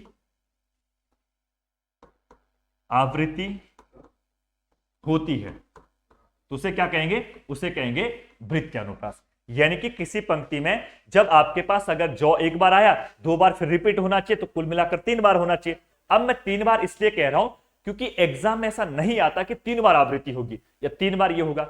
उसमें एग्जाम में परिभाषा आएगी कि किसी पंक्ति में जब कोई एक व्यंजन 2 या 2 से अधिक बार जब उसकी क्या होगी, आवृत्ति होगी, रिपीटेशन होगा, तो उसे क्या कहा जाएगा, वृत्यानुप्रास कहा जाएगा। तो कुल मिलाकर आप ये कह सकते हैं किसी भी पंक्ति में जहां पर कोई व्यंजन 3 बार दिखाई दे या 3 से अधिक बार दिखाई देगा, तो वहां पर क्या नाम हो जाएगा, तो वहां पर आप कहेंगे, वहां पर नाम हो जाएगा कौन सा, वृत्यानुप्रास। जैसे एग्जाम्पल वही कर लेते हैं, तरणी तनुजा तट तमाल, तरणी तनुजा तट तमाल, तनुजा तट तमाल, तमाल तरुवर भौछाय है ना, तरुवर भौछाय, ये तरुवर बहु छाय। अब ये लिख दिया मैंने। अब अगर यहां पर आप ध्यान देंगे, मैंने कहा कि कोई भी अगर वर्ण है, व्यंजन क्या है, तो है पहला, अब इसकी कम से कम 2 बार आवृत्ति होना चाहिए। तो देखो 1 बार आवृत्ति हो गई, 2 बार आवृत्ति हो गई, ये कम से कम होना चाहिए। और अधिक से अधिक तो हमने कहा 2 या 2 से अधिक, तो 2 से अधिक है तो बिल्कुल है, तीसरी बार और फिर चौथी बार। तो कुल मिलाकर आपके पास 3 होना चाहिए, 1 2 3, 3 से अधिक हो जाए तो कोई दिक्कत नहीं है। अगर तो 2 होते तब वो छेकानुप्रास होता, 2 से अधिक बार है तो आपके पास क्या हो जाएगा, वृत्यानुप्रास हो जाएगा। तो ऐसे पंक्ति में देखो तो रिपीट, तो रिपीट, तो रिपीट, तो रिपीट और तो रिपीट जब होगा तो कुल मिलाकर 5 बार आ गया। 4 बार आवृत्ति, देखो 1 2 3 और 4 बार आवृत्ति है, कुल मिलाकर 5 बार आ गया। तो जहां पर 5 बार तो है, इसका मतलब क्या है, वृत्यानुप्रास हो जाएगा। एक एग्जांपल इसका फिर करते हैं, चरण चोट चटकत चोट चकोट, है ना, चरण पंक्ति है, चरण चोट चटकत, है ना, चरण चोट चटकत चकोट। ये ऐसी कुछ पंक्ति है। अब इस पंक्ति में देखो मैं अर्थ इसलिए नहीं बता रहा हूं क्योंकि यहां पर अर्थ का कोई मतलब नहीं है। जब हम श्लेष और यमक पढ़ेंगे तब मैं सबका अर्थ बता रहा हूंगा, अभी अर्थ बताने का कोई औचित्य नहीं है क्योंकि यहां पर अर्थ नहीं पूछता। ठीक है। अब देखो, अब चौ एक बार आ गया, चौ की एक बार आवृत्ति हो गई, चौ की फिर दूसरी बार आवृत्ति हुई, चौकी फिर तीसरी बार आवृत्ति हो गई, 3 बार आवृत्ति हो गई, कुल मिलाकर चौक कितने बार है, 4 बार है, तो अनुप्रास क्या अलंकार हो जाएगा, वृत्त्यानुप्रास हो जाएगा। तो ऐसे तमाम जितने भी शब्द होंगे इन सबको वृत्त्यानुप्रास में पढ़ा जाएगा। अब आपके पास कोई भी है, भूरी भूरी भेदभाव ना, ऐसे करके हम पढ़ते हैं, भूरी भूरी भेदभाव भूमि से भाग दिया, तो भाव भाव की फिर आवृत्ति हो गई, तो ये क्या हो गया, वृत्त्यानुप्रास हो गया। अब अगला पढ़ते हैं लाटानुप्रास, जो एग्जाम में आपके पास पूछता है। देखो लाटानुप्रास जब हम पढ़ेंगे तो लाटानुप्रास का मतलब क्या होता है एक बार हम समझ लेते हैं। लाटानुप्रास तब उसके एग्जाम्पल में कर रहा हूं, और लाटानुप्रास के प्रश्न पूछता है एग्जाम में। देखो लाटानुप्रास, लाटानुप्रास, अब लाटानुप्रास समझने का सबसे आसान तरीका है, एक लाटे व्यक्ति को ले लो। आपके घर में अगर कोई लाटा है या आपके आसपास में कोई लाटा है जो हगला कर बोलता है, वो क्या करता है, अगर एक बात को बोलना अपनी तो एक बात को 4 बार बोलता है, मैं नहीं करूंगा, मैं नहीं करूंगा, मैं ऐसे करके फंसता है। इसका मतलब जब आपके पास कोई भी लाटा व्यक्ति होगा तो क्या करता है, बार बार रिपीट करता है, पूरे वर्ड को, सेंटेंस को रिपीट करता है। इसका मतलब आपको यह बात ध्यान रखनी है, जब किसी पंक्ति में 2 पंक्तियां एक समान आपको दिसे, पहली पंक्ति भी वैसी दिखने में है, दूसरी पंक्ति भी समान एज इट इज आपको दिख रही है, लेकिन यहां पर अब क्या है, वर्णों की आवृत्ति नहीं होगी। जैसे हम रिपीट कर रहे थे, तो रिपीट हो रहा था, कहीं पर क्या है, चौ रिपीट हो रहा था। यहां पर वर्णों की आवृत्ति ना होकर पूरे की पूरे क्या है, सेंटेंस की आवृत्ति होगी या पूरे की पूरे शब्दों की आवृत्ति होगी, उसे लाटानुप्रास कहा जाएगा। तो हम ये कह सकते हैं इसमें वर्णों की आवृत्ति ना होकर बल्कि वाक्य की आवृत्ति होगी। तो परिभाषा क्या हो जाएगी इस अनुप्रास में, इसमें वर्णों की या व्यंजन की आवृत्ति है ना, इसमें व्यंजनों की आवृत्ति ना होकर,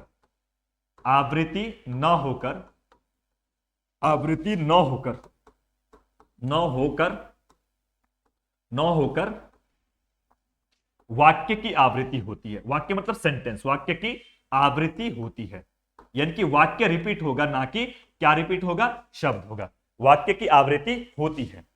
लेकिन आपको एक बात ध्यान रखना है, इसमें एक चीज मैं महत्वपूर्ण आपको बता रहा हूं, नोट करके लिखेंगे, आपको ध्यान रखना है, प्रथम पंक्ति का अर्थ अलग होगा, प्रथम पंक्ति का अर्थ व दूसरी का अर्थ या भाव कह रहा ना, अर्थ अलग अलग होगा। इसका मतलब यही इसमें महत्वपूर्ण बात है कि आपको ध्यान रखना है। इसमें देखो आवृत्ति तो क्या होगी, आप ध्यान रखेंगे, आवृत्ति इसमें क्या होगा, आपको ध्यान रखना है कि इसमें आवृत्ति तो किसकी होगी, आप कहेंगे कि ऐसे एग्जाम्पल में आवृत्ति तो क्या है, व्यंजन की ना होकर या वर्ण की ना होकर क्या है, पूरे की पूरे सेंटेंस की आवृत्ति होती है। लेकिन आपको ध्यान रखना है इसमें अर्थ में क्या है, प्रथम पंक्ति का अर्थ जो होगा, दूसरी पंक्ति का जो अर्थ होगा, ये पूरा की पूरा क्या है, परिवर्तन हो जाएगा। अब कैसे परिवर्तन होगा उसको हम पढ़ते हैं। देखो जैसे एग्जाम्पल देखो कैसे रिपीट होगी पूरी पंक्ति, आप कहेंगे पूत कपूत तो क्यों धन संचय, पूत कपूत तो काहे धन संचय, काहे धन संचय। अब अगली पंक्ति में इसी को लिख रहा हूं ऐसी, पूत सपूत तो काहे धन संचय, पूत सपूत तो काहे धन संचय, काहे धन संचय।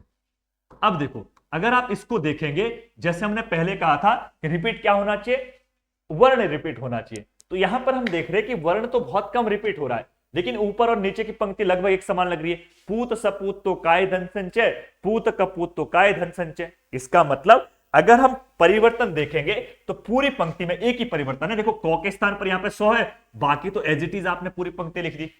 हमने यही कहा था यहां पर वर्णों की आवृत्ति ना होकर ऊपर का सेंटेंस वाक्य, दूसरे की सेंटेंस या वाक्य या दूसरी पंक्ति दोनों एक समान है, लेकिन दोनों के अर्थ में बहुत परिवर्तन होंगे। पहली पंक्ति का अर्थ कुछ और निकलेगा, दूसरी पंक्ति का अर्थ बिल्कुल अलग निकल जाएगा। जैसे अब यहां पर अर्थ निकालना पड़ेगा, जैसे देखो पूत कपूत तो काय धन संचय, अगर आपका पुत्र नालायक है, निकम्मा है, बेईमान है, बेकार है, खराब है, तो आपको धन पैसा इकट्ठा करके कोई फायदा नहीं है। यानी कि जो मूर्ख होगा, जो बेईमान होगा या निकम्मा होगा, आपने करोड़ों की संपत्ति इकट्ठी कर ली, वो एक दिन में आपका सब नष्ट कर देगा।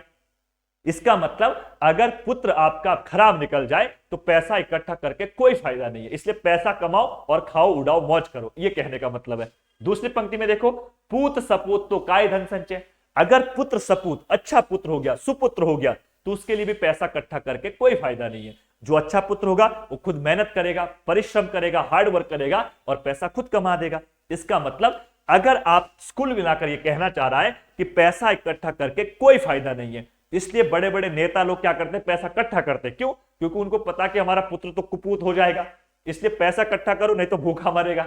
तो इसलिए हम कहते हैं कि जो बड़े बड़े लोग हैं, पैसा इकट्ठा करके क्या फायदा है? अगर तुम्हारा पुत्र अच्छा नहीं हुआ तो कंपनी डूब जाएगी, आपके बड़े बड़े शेयर मार्केट में पैसा डूब जाएगा, क्योंकि उसने तो आगे चलाना नहीं है उस चीज को। बड़े बड़े आपके कोई प्रोजेक्ट हो जाएंगे, खत्म हो जाएंगे। अगर पुत्र सपूत हुआ तो एक गरीब का बेटा चाय बेचकर भी प्रधानमंत्री बन सकता है। इसका मतलब सपूत होना चाहिए, पुत्र कपूत के क्या है, आगे नहीं बढ़ेगा। ऐसे एग्जाम्पल आप देखते, आजकल लोगों के दादा परदादा सब प्रधानमंत्री बने हैं। अगर पुत्र अच्छा नहीं हुआ तो कर लो तब यात्रा, लेकिन एक दूसरा सपूत हुआ, उसने चाय बेचकर प्रधानमंत्री बन गया। तो दोनों में अंतर यही है, तो आपको यही समझाने का प्रयास कर रहे हैं। एक एग्जाम्पल मैं फिर दे देता हूं इसमें, बाकी इसके बहुत से एग्जाम्पल है। जैसे एक एग्जाम्पल हम डालते हैं जो बहुत महत्वपूर्ण है और चलता भी आपके पास, अगर आपने पढ़ा होगा, पराधीन जो जन नहीं। पराधीन जो जन नहीं, पराधीन जो जन नहीं, पराधीन जो जन नहीं, इस पंक्ति को, पराधीन जो जन नहीं, स्वर्ग नरक ता हेतु, स्वर्ग नरक ता हेतु, ये पहली पंक्ति है। इसमें पूर्ण विराम यहां पर ना होकर यहां पर लगा ना। दूसरी पंक्ति यही रिपीट कर लो, पराधीन जो जन नहीं और पूर्ण विराम थोड़ा पीछे, अल्प विराम, सॉरी अल्प विराम यहां पर थोड़ा पीछे, ऊपर है ना, स्वर्ग नरक ता हेतु, स्वर्ग नरक ता हेतु। अब देखो इनके दोनों के अर्थ कैसे परिवर्तन हुए। इसमें देखो अल्प विराम इतनी पावर रखता, हम कहते हैं कि विराम चिन्ह जो होते हैं उनमें इतनी पावर होती है कि आगे पीछे लगाने से भी अर्थ का अनर्थ हो जाता है। जैसे आओ चलते हैं, ये सेंटेंस मैंने लिखा, आओ चलते हैं। अब देखो अगर मैंने यहां पर ये अल्पविराम यहां लगा दिया, ये यहां पर लगाता है, तो यहां पर देखो आओ, अभी मैं किसी को पुकार रहा हूं, फिर चलने की बात कर रहा हूं, और ये दोनों सेंटेंस एक साथ है। यानी कि आप जब अल्प विराम, पूर्ण विराम वगैरह पढ़ेंगे तो अल्प विराम में बहुत बड़ा क्या होता है, एक जोर होता है। हम कहते हैं कि जो पूरा विराम चिन्ह होते हैं ये कहीं ना कहीं अर्थों में भी मीनिंगफुल निकालने के लिए बहुत हेल्पफुल करता है। जैसे इस पंक्ति में हो रखा है, देखो अगर आप पहली पंक्ति का अर्थ निकालेंगे तो क्या है, पराधीन जो जन नहीं। अब देखो पराधीन जो, इसका मतलब यहां पर आपको रुकना, अल्प विराम है, तो पहला आपको यहां तक अर्थ निकालना है, फिर उसके बाद ये दूसरी पंक्ति का अर्थ यहां से ये निकालना है। अब देखो इसका मतलब है पराधीन जो जन, यानी कि ऐसे जन मतलब लोग, यानी कि जो लोग दूसरे के अधीन रहते हैं या जो से दूसरे पर डिपेंड रहते हैं, जो दूसरे का काम दूसरा करेगा मौज वो करेगा, है ना। वही बात है कि क्या बोलते हैं, काम कोई दूसरा करे मलाई कोई दूसरा चाटे, वही बात है कि जो जन दूसरे पर डिपेंड रहते हैं, नहीं स्वर्ग नरकता हेतु, उसके लिए नर्क और स्वर्ग दोनों जगह नहीं होती है। यानी कि अगर वो व्यक्ति मरेगा भी ना तो उसके लिए नर्क से भी कहेंगे निकलते, तो तू तो दूसरे पर डिपेंड है, तेरे को कौन पालेगा, स्वर्ग में भी उसके लिए जगह नहीं है। इसका मतलब जो व्यक्ति दूसरे पर डिपेंड रहेगा उसके लिए ना तो स्वर्ग में जगह है ना नर्क में जगह है। पहली पंक्ति का यह मतलब है। दूसरी पंक्ति का क्या मतलब है, देखो पराधीन जो जन नहीं। अब इसका अर्थ यहां पर आपके पास नहीं तक निकालना है कि जो व्यक्ति दूसरे पर डिपेंड नहीं होगा उसके लिए स्वर्ग नरकता हेतु, उसके लिए स्वर्ग में भी जगह है, उसके लिए नर्क में भी जगह है। यानी कि इसका मतलब यह है कि आप दूसरे पर डिपेंड नहीं रहिए, सेल्फ डिपेंड रहना पड़ेगा। अगर आप चाहते हैं कि सब कुछ गुरुजी करा दे, सब कुछ टीचर करा दे, आप खुद से कुछ नहीं करते, ना तो बेटा स्वर्ग में जगह है, ना तो कनिष्ठ सहायक में जगह है, ना पटवारी में जगह है, ना फॉरेस्ट गार्ड में जगह है। सब दिन पेपर देते रहो, मजे करते रहो, घर वालों के पैसे उड़ाते रहो।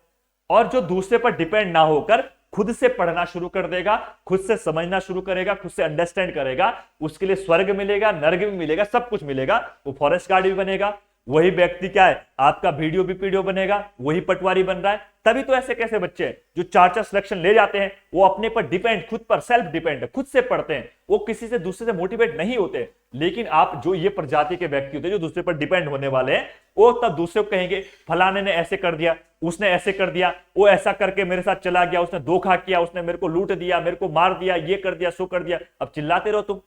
इसका मतलब तुम में अपने में कोई कैपेबिलिटी नहीं है, और जब तक आप खुद से सामर्थ्य नहीं करेंगे, खुद को आप सशक्त नहीं करेंगे, तब तक दूसरा आपका ऐसे ही करते रहेगा। दूसरा क्यों आपके लिए मरेगा भाई?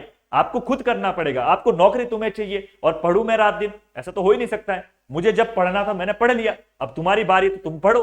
अब तुम सोच रहे हो कि गुरुजी पढ़ाई सब कुछ, है ना? ऐसे नहीं होगा। तो आपको यह बात ध्यान रखनी है। तो यहां पर दोनों सेंटेंस के मीनिंग अलग अलग हो चुके हैं। अब दो सेंटेंस, अब लास्ट में देखो एक एग्जाम्पल आपके पास अंत्यानुप्रास है। मैंने आपको पहले क्या अंत्यानुप्रास, अब देखो अंत्यानुप्रास जब आप पढ़ेंगे तो अंत्यानुप्रास अंत में अनुप्रास है जिसके, यानी कि जिस काव्य में या जिस पंक्ति में आपके पास अनुप्रास मतलब होता है रिपीट। अब रिपीट क्या है? अंत में होना चाहिए। यहां पे देखो इसको अगर तोड़ेंगे तो अंत प्लस अनुप्रास है। क्या है? अंत प्लस अनुप्रास। अब देखो अंत मतलब लास्ट में, प्रास मतलब वर्णों की या व्यंजन की आवृत्ति, यानी कि जिस पंक्ति में आपका रिपीटेशन जो है वो अंतिम में होगा, लास्ट में होगा, यानी कि लास्ट जो व्यंजन है वो एक जैसे होना चाहिए, इसका ये मतलब है। अब आप कहेंगे कि ऐसे एग्जाम्पल तो सारे के सारे मिलेंगे, बिल्कुल मिलेंगे। जितने रस छंद अलंकार होते हैं उनमें सब में लास्ट में तुक तो मिलता है। इसका मतलब जो अंत्यानुप्रास है वो ऑप्शन पे जैसा डिपेंड होगा, आपको ऑप्शन के अनुसार जाना पड़ेगा। जैसा ऑप्शन होगा उसके अनुसार आप जाएंगे। जैसे एग्जाम्पल में एक कह दो, प्रभु जी तुम चंदन हम बाती, है ना? एक एग्जाम्पल है, प्रभु जी तुम चंदन हम बाती, चंदन हम बाती, बाती ये पहली सेंटेंस है। इसी की दूसरी पंक्ति है, जाकी ज्योति, जाकी ज्योति, जाकी ज्योति बरे दिन राती, बरे बरे मतलब जलना ना, बरे दिन राती, दिन राती। अब देखो मैंने कहा कि अगर आप ऐसी पंक्ति देखेंगे जो आपके पास के अंत्यानुप्रास है, आपको आगे पीछे कुछ नहीं देखना है। अगर ऑप्शन में अंत्यानुप्रास है आपके तो देखो जरा लास्ट का कोई मिल रहा है तो आप देखेंगे, देखो लास्ट में देखो तो में ई की मात्रा है, तो में ई की मात्रा है, यानी कि जो अंतिम आप व्यंजन भी नहीं कह सकते बल्कि अंतिम जो स्वर है, अंतिम जो व्यंजन और उसके स्वर दोनों समान होना चाहिए। तो में ई की मात्रा है, तो में ई की मात्रा है। अब यहां पे ये नहीं हो सकता, देखो ता है लिखा हुआ, ता के बाद ते है तो गलत हो जाएगा। आपको यहां पर ध्यान रखना है कि अंत्यानुप्रास में जो व्यंजन है उस पर जो मात्रा लगी है नीचे भी वही व्यंजन होना चाहिए, उसकी वैसी मात्रा होना चाहिए, ऐसा आपको ध्यान रखना पड़ेगा। तो आप ये कह सकते हैं कि यहां पर क्या है, अंत में अक्षर जो है वो अक्षर क्या है, आपस अक्षर की पुनरावृत्ति होना चाहिए। तो ती अक्षर है, नीचे भी ती अक्षर होना चाहिए। जब दोनों में इक्वल अक्षर होंगे तो इक्वल अक्षर को आप क्या कहेंगे, वहां पर अन्य अंत्यानुप्रास होगा। अगर अक्षर पुनरावृत्ति नहीं होगी तब अंत्यानुप्रास नहीं होगा, यह बात ध्यान रखेंगे। अब लास्ट एग्जांपल मैंने कहा था कि जो लास्ट आप पढ़ेंगे, लास्ट का जो एग्जांपल है उसके लिए अगर आप बात करेंगे तो यहां पर तो आपको सबसे महत्वपूर्ण क्या करना है, श्रुति अनुप्रास बड़ा दिक्कत करता है। और श्रुति अनुप्रास मैंने कहा कि जो चार अगर आपने शुरू के याद कर लिए या चार आपको पहचान नगर आ गया, जो लास्ट का होगा ना अंत्य श्रुति अनुप्रास, उसको पहचानना एग्जाम्पल में जो आपके पास क्या होगा, जो लास्ट में चार ऑप्शन उससे एलिमिनेट करके आप कर सकते हैं। जब तक आप उसको क्या है चार को नहीं पहचानोगे शुरू के, तब तक ये पांचवा बड़ा दिक्कत करेगा। जैसे अगर मैं बात करूंगा, ये श्रुत्यानुप्रास आपने लिखा है ना, श्रुत्यानुप्रास। अब देखो श्रुत्यानुप्रास जो है अगर हम इसकी बात कर ले तो इसके लिए आपको एक चीज महत्वपूर्ण रूप से ध्यान रखना चाहिए। श्रुत्या मतलब सुनना, यानी कि ऐसे साउंड या ऐसी ध्वनियां जो सुनने में एक जगह से आपको लग रही है। अब सुनने का मतलब क्या हुआ, श्रुत्यानुप्रास उच्चारण के आधार पर देखो कंठ है, मूर्धन्य है, तालु है, दंत है, ये सारे बात आपको पता है। और यहां से मैं आपको एक चीज बता दूं, श्रुत्यानुप्रास में दो चीजें आपको ध्यान रखनी है। यहां पर या तो तौवर का रिपीटेशन होगा या आपके पास क्या होगा, टॉवर का रिपीटेशन होगा। इसका मतलब सुनने में जो एक जैसी ध्वनियां हैं या जिनका उच्चारण एक स्थान से होता है उन्हें क्या कहा जाएगा, श्रुत्यानुप्रास कहा जाएगा। यानी कि इसका मतलब यह है कि तौवर का मतलब तो, थ, द, ध और न और इसके साथ में लो, सो और टॉ वर्ग में ट, ठ, ड, ढ, अण। यानी कि जब भी आपके पास इन 10-12 वर्णों की आवृत्ति होगी तो वहां पर श्रुत्यानुप्रास होगा। अब यहां पर बिल्कुल यह नहीं होगा कि तो के बाद तो ही आएगा, थो के बाद थो ही आएगा या टो के बाद टो आना चाहिए। यहां पर ये रिपीटेशन जो होगा वो तो के बाद थो भी हो सकता है, तो के बाद अगले में दो हो सकता है, तो के बाद अगले में नौ भी हो सकता है। तो इसको पहचानना बड़ा दिक्कत करता है। तो इसको मैं आपको एक राय दूंगा कि इसको कैसे पहचानना है, कि जब भी आपस को एग्जाम पर श्रुत्यानुप्रास का होगा, अगर ऑप्शन में ये लिखा हुआ श्रुत्यानुप्रास, आप तभी इसको पहचानने का प्रयास करेंगे। अगर ऐसी कोई कंडीशन नहीं है या कोई पंक्ति में श्रुत्यानुप्रास ऑप्शन नहीं है तो आप उस तरफ जाएंगे नहीं। पहली बात, जब देखो एग्जाम्पल कैसे हो सकता है इसका, एक एग्जाम्पल मैं कर लेता हूं ना। एक एग्जाम्पल लिखेंगे, दिनांत था, दिनांत था, दिनांत था दीनानाथ, दिनांत था, दिनांत था थे दीनानाथ, दीनानाथ। अब देखो दीनानाथ, दिनांत था थे दीनानाथ, डूबते डूबते, ये पंक्ति है। अब देखो आपको नहीं पता कि रिपीटेशन किसका हो रहा है। अब मैंने कहा कि एक व्यंजन की आवृत्ति ना होकर अब बिल्कुल उस वर्ग की आवृत्ति हो जाएगी। जैसे अब देखो दो, दो किसका है, तो वर्ग का पहला सेंटेंस है। थौ किसका है, ये भी तो वर्ग का है। ये थौ किसका, ये भी तो वर्ग का। ये दो किसका, ये तो वर्ग का है। तो आपने एक चीज देखी कि आपका दो वर्ग, तो वर्ग की आवृत्ति हो रखी है। देखो तो वर्ग, देखो अगर तो वर्ग की बात करेंगे तो तो वर्ग में देखो दो भी तो वर्ग का है, थौ भी दो वर्ग का है, दो भी थौ वर्ग का है। तो ये तो वर्ग की आवृत्ति हो गई। तो इसको क्या कहेंगे, इसका नाम हो जाएगा कौन सा, वृत्त्य सॉरी श्रुत्य अनुप्रास। वैसे एक एग्जांपल और याद कर सकते हैं आप लोग यहां पे, जैसे ठोके डमरू, ठोके डमरू, ठोके डमरू टिमकी, ठोके डमरू टिमकी, ठोके डमरू टिमकी, ढोल, ढोल। अब देखो इस एग्जांपल को अगर आप देखेंगे, यहां पे देखो पहले ठो आ गया, टो ठो की लाइन में है, डो डो भी क्या डमरू वाला भी टो ठो की लाइन में है, टो टो की लाइन में हो गई, ढो भी। तो यहां पर देखो टॉवर की आवृत्ति, ये भी टो वर्ग है, ये भी टो वर्ग है, ये भी टो वर्ग है और ये भी टो वर्ग है। तो ध्यान क्या रखना है, ऐसे एग्जाम्पल जहां पर टॉवर की आवृत्ति या टॉवर की आवृत्ति होगी वहां पर श्रुत्य अनुप्रास हो जाएगा। मैं फिर कह रहा हूं ये एग्जाम्पल पहचानना थोड़ा डिफिकल्ट है उन चारों से। अगर आपके एग्जाम्पल में कभी भी अगर ऐसे होगा कि ऑप्शन में क्या है, श्रुत्य अनुप्रास दे रखा है, तब आप इसके तरफ जाने का प्रयास करेंगे। कहीं पर तो और टो वाला तो नहीं मिल रहा है, अगर ऐसा ऑप्शन नहीं है तो आप इसको छोड़ सकते हैं, इसको करने की बहुत आपको आवश्यकता नहीं है ना। अब देखो अगला हम करते हैं, इसके बाद अगला अलंकार जो है उस अलंकार को देख लेते हैं। अगला अलंकार है श्लेष। अब देखो इसके और भी बहुत सारे एग्जाम्पल हो सकते हैं अनुप्रास के, और अनुप्रास अलंकार सब लोग क्या करेंगे, मैं नीचे टेलीग्राम लिंक लगा दूंगा और साथ साथ में मैं इसके नीचे आपके पास मेरा जो टेलीग्राम का लिंक उससे आप ज्वाइन कर लेंगे।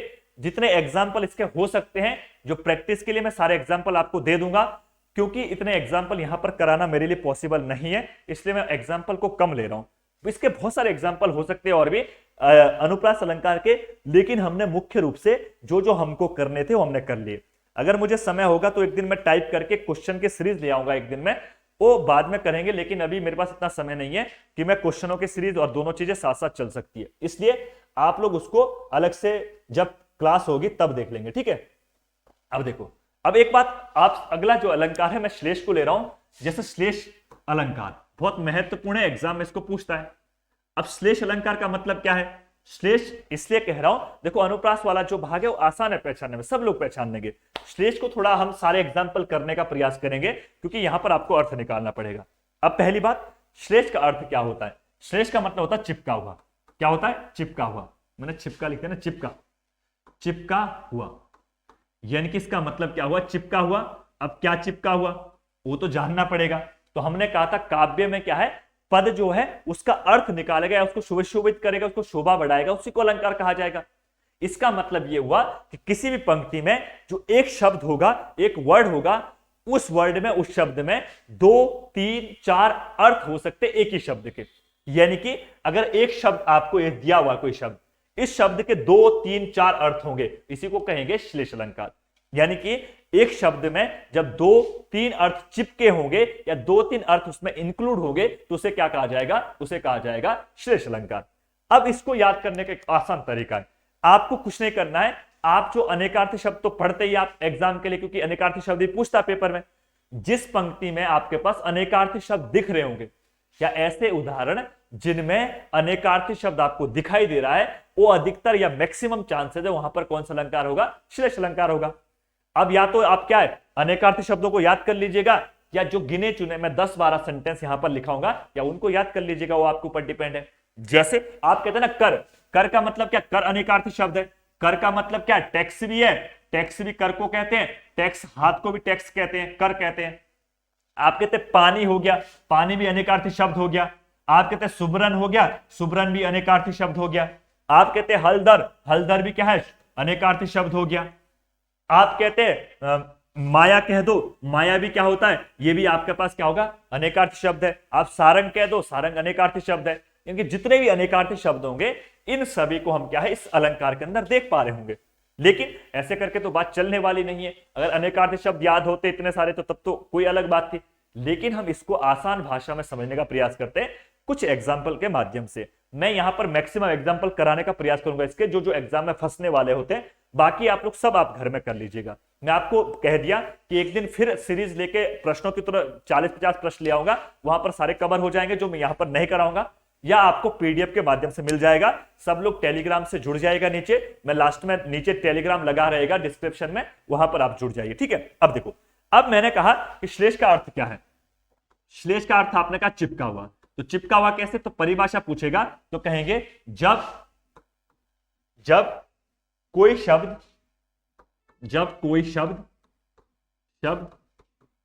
एक बार आया हो, यानी कि किसी पंक्ति में या किसी सेंटेंस में जब कोई शब्द एक बार आया हो, किंतु मतलब लेकिन है ना, किंतु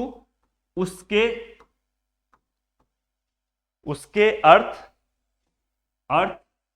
प्रसंग के अनुसार, प्रसंग मतलब होता है जो उसमें बात कही गई, प्रसंग के अनुसार एक से अधिक हो, एक से अधिक हो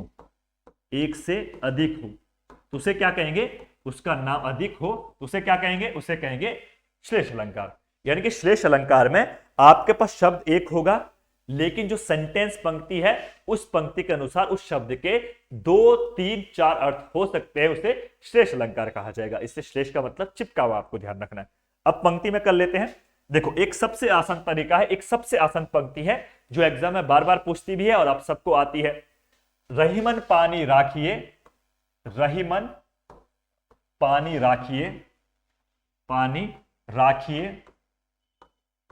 बिन पानी सब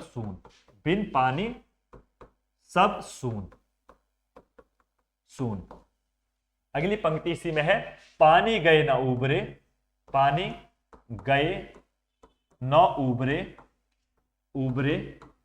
मोती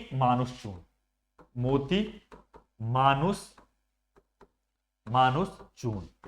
अब देखो, यहां पर अगर आपको अर्थ नहीं आता है तो अगर आपको ये पता ना, मैंने कहा कि पहले आपको पता होना चाहिए अनेकार्थी शब्द कौन सा है, तो आप कहेंगे पानी अनेकार्थी शब्द है, इसका मतलब यहां पर पानी में श्लेष है, पानी के चिपके हुए अर्थ होना चाहिए। अब देखो, अब मैं आपको एक चीज बताने का प्रयास कर रहा हूं, आप समझिए। देखो, अगर इस पंक्ति का अगर अर्थ निकालने से पहले मैं थोड़ा समझा दे रहा हूं आपके पास, यहां पर आपके पास क्या कहा गया है। रहीमदास का एक दोहा है, रहीमदास ने क्या कहा है कि रहीमन पानी राखिए बिन पानी सब सून। यानी कि रहीमदास जी कहते हैं कि प्रत्येक प्राणी को, प्रत्येक मनुष्य को अपने जीवन में पानी की इंपॉर्टेंस रखनी चाहिए। अब ये पानी पीने वाला पानी बिल्कुल नहीं है। पानी का मतलब क्या क्या ले रखा है।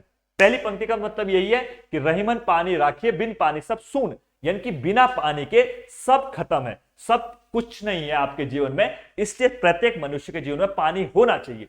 कैसा पानी होना चाहिए, उसका अगली पंक्ति में उसने अर्थ बता रखा है।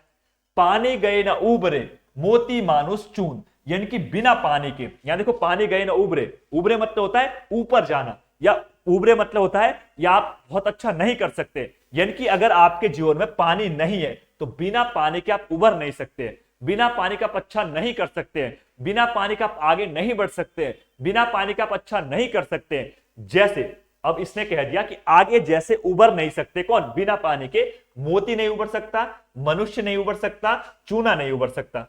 अब हमको तो पता नहीं कि पानी के क्या क्या अर्थ है। अब इसने कहा कि पानी के यहां 3 अर्थ है, यहां पर इस पानी के कैसे तीन अर्थ है। इसने कहा अगर मोती के अर्थ में पानी लूं तो मोती के अर्थ में पानी का मतलब क्या है, मोती के अर्थ में पानी का अर्थ है चमक। क्या है, चमक। और मनुष्य के अर्थ में है पानी का अर्थ, मानुष के अर्थ में अगर पानी का अर्थ लेंगे तो पानी का अर्थ यहां पर है सम्मान। और यहां पर देखो, चूने के अर्थ में पानी का अर्थ है जल। ये तो सबको पता है कि जल भी कहते हैं पानी को। अब इसने कहा कि मनुष्य के जीवन में पानी की इंपॉर्टेंस होनी चाहिए, क्योंकि बिना पानी के मनुष्य ऊपर नहीं जा सकता है। जिस प्रकार से अगर किसी मोती में पानी नहीं है तो मोती क्या है, चमक नहीं सकता है। और जिस प्रकार से अगर किसी के मनुष्य के जीवन में सम्मान नहीं है, उसकी रिस्पेक्ट नहीं, उसकी इज्जत नहीं करते बगल वाले, तो उसका जीकर कोई फायदा नहीं है। यानी कि अगर मोती में चमक नहीं है तो मोती कौन खरीदेगा? मोती क्यों पहनते लोग? ताकि चमकीले, आप बिल्कुल ब्राइट लगे, आपको देखकर लोग कहे भाई साहब चमक रहे आज तो, है ना? तो इसलिए आप क्या मोती पहनते हो। और मनुष्य क्या है, क्यों जीता है समाज में? सम्मान के लिए, उसकी इज्जत करे लोग, रिस्पेक्ट करे, इसलिए पैसा कमा रहा है इंसान, है ना? इज्जत करेंगे। आजकल तो पैसे से इज्जत हो जा रही है, लेकिन सम्मान का मतलब यहां पर मनुष्य के जीवन से। अगला देखो, चूना। अगर आपके जीवन में, चूने के जीवन में पानी नहीं होता तो चूना आप ले लो, व्हाइट चूना, ये अगर आप सूखा चूना लेके दीवार में से लगा तो नहीं चमकेगा, उसमें पानी घुलाना पड़ेगा। जैसे उसमें पानी गिलाते ना तो गीला चूना क्या है, चिपकता है, कहां दीवार में चिपकेगा और दीवार को क्या उजाला कर देगा। तो इसका मतलब अगर किसी मनुष्य के जीवन में पानी नहीं है तो उसका जीवन व्यर्थ है। जिस प्रकार से अगर मोती में चमक नहीं है तो उसका क्या है, खत्म है, मोती कोई वैल्यू नहीं है। मनुष्य के जीवन में सम्मान नहीं है तो मनुष्य भी समाप्त है। चूने के जीवन में अगर पानी नहीं होगा तो चूना भी समाप्त है। तो इसका मतलब यह हुआ कि जिस प्रकार से तीनों चमकती है पानी के कारण, वैसे मनुष्य का व्यवहार है। जब तक आपके लिए कोई ना कोई सम्मान नहीं होगा, आपके पास पानी की कोई वैल्यू नहीं है, तब तक आप आगे नहीं बढ़ पाएंगे। इस पंक्ति का यह अर्थ था। तो यहां पर श्लेष क्यों हुआ? क्योंकि पानी के यहां पर तीन अर्थ निकल गए, ऐसे आपको ध्यान रखना है। अगला एग्जाम्पल देख लेते एक बार। एक अगली पंक्ति है, सुबरन को खोजत फिरे, सुबरन को खोजत फिरे कभी व्यभिचारी चोर, कभी व्यभिचारी चोर। अब देखो यहां पर कह रखा, एक पंक्ति से ऊपर और है, मुझे ध्यान नहीं आ रही, लेकिन इस पंक्ति को अगर समझेंगे तो यहां पर श्लेष तो यहीं पर है। कहां पर है? इस सुबरन में। देखो यहां पर क्या कह रखा है कि सुबरन को खोजत फिरे कभी व्यभिचारी चोर, यानी कि सुबरन मतलब होता है अच्छी चीजों को, यानी कि जिस प्रकार से कोई भी व्यक्ति अच्छा ही चाहता है। अब देखो मैं अपने, अगर मैं कहीं पर गया, मैं चाहता हूं मेरी सब लोग तारीफ करें, आप भी चाहते होंगे कि मुझे सब लोग कहे कि बहुत अच्छा बच्चा है, बहुत पढ़ने में शातिर है, होशियार है, अपने से बड़ों का सम्मान करते हैं, यानी कि इंसान अपने क्या है, इज्जत का भूखा है। उसी प्रकार से आप अपनी क्या है, इज्जत ढूंढते सब जगह। तो यहां पर पंक्ति में कह रखा है कि सुबरन को खोजत फिरे कभी व्यभिचारी चोर, यानी कि सुबरन मतलब है अपने जीवन में अच्छी अच्छाई को या अच्छाई को खोजते फिरते। कौन? कभी भी अपने में जीवन में अच्छाई खोजता है, व्यभिचारी और चोर तीनों खोजते हैं।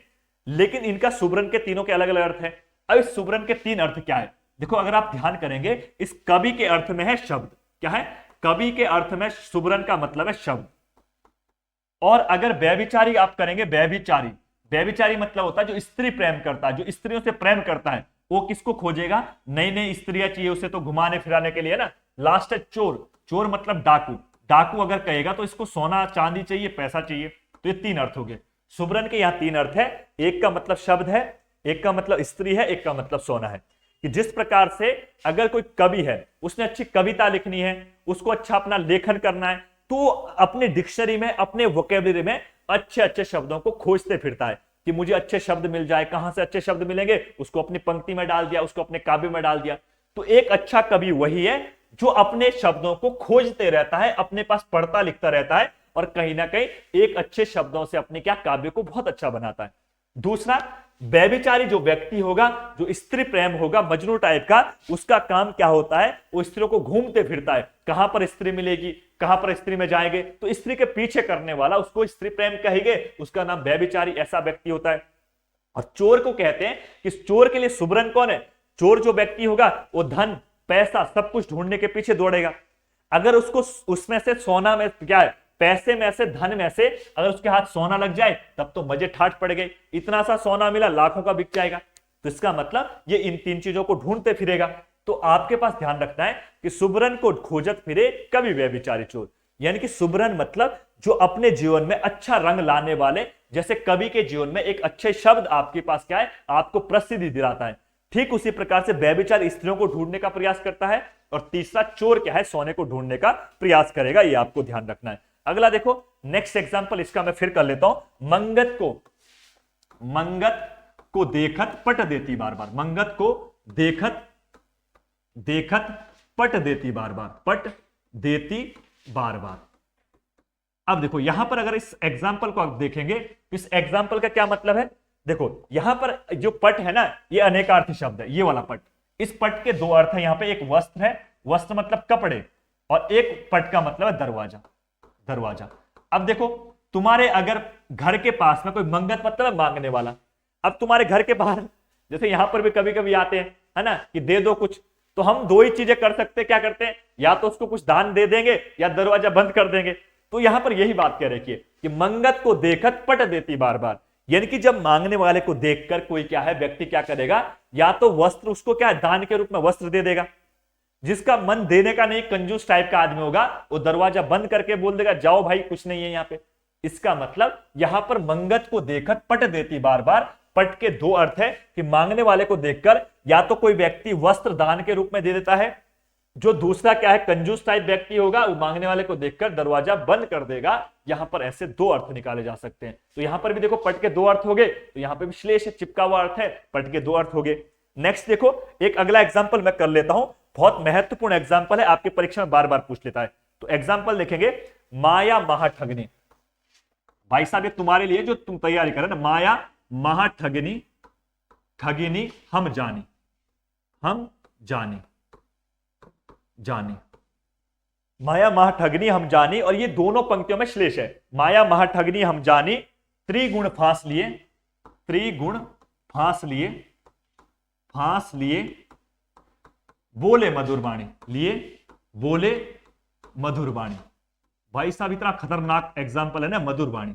अब देखो अगर जो बच्चा एग्जाम्पल आप तैयारी कर रहे हैं या आपके घर में कोई भी व्यक्ति आपको ये एग्जाम्पल जरूर देते हैं, माया महाठगनी हम जानी, मैं सन्यासी बाबा कह रहे हैं कि माया मतलब दो अर्थ है। अब माया के दो अर्थ कौन कौन से, देखो माया के अर्थ यहां पर ले रखें, एक माया का मतलब स्त्री है, एक माया का मतलब पैसा है।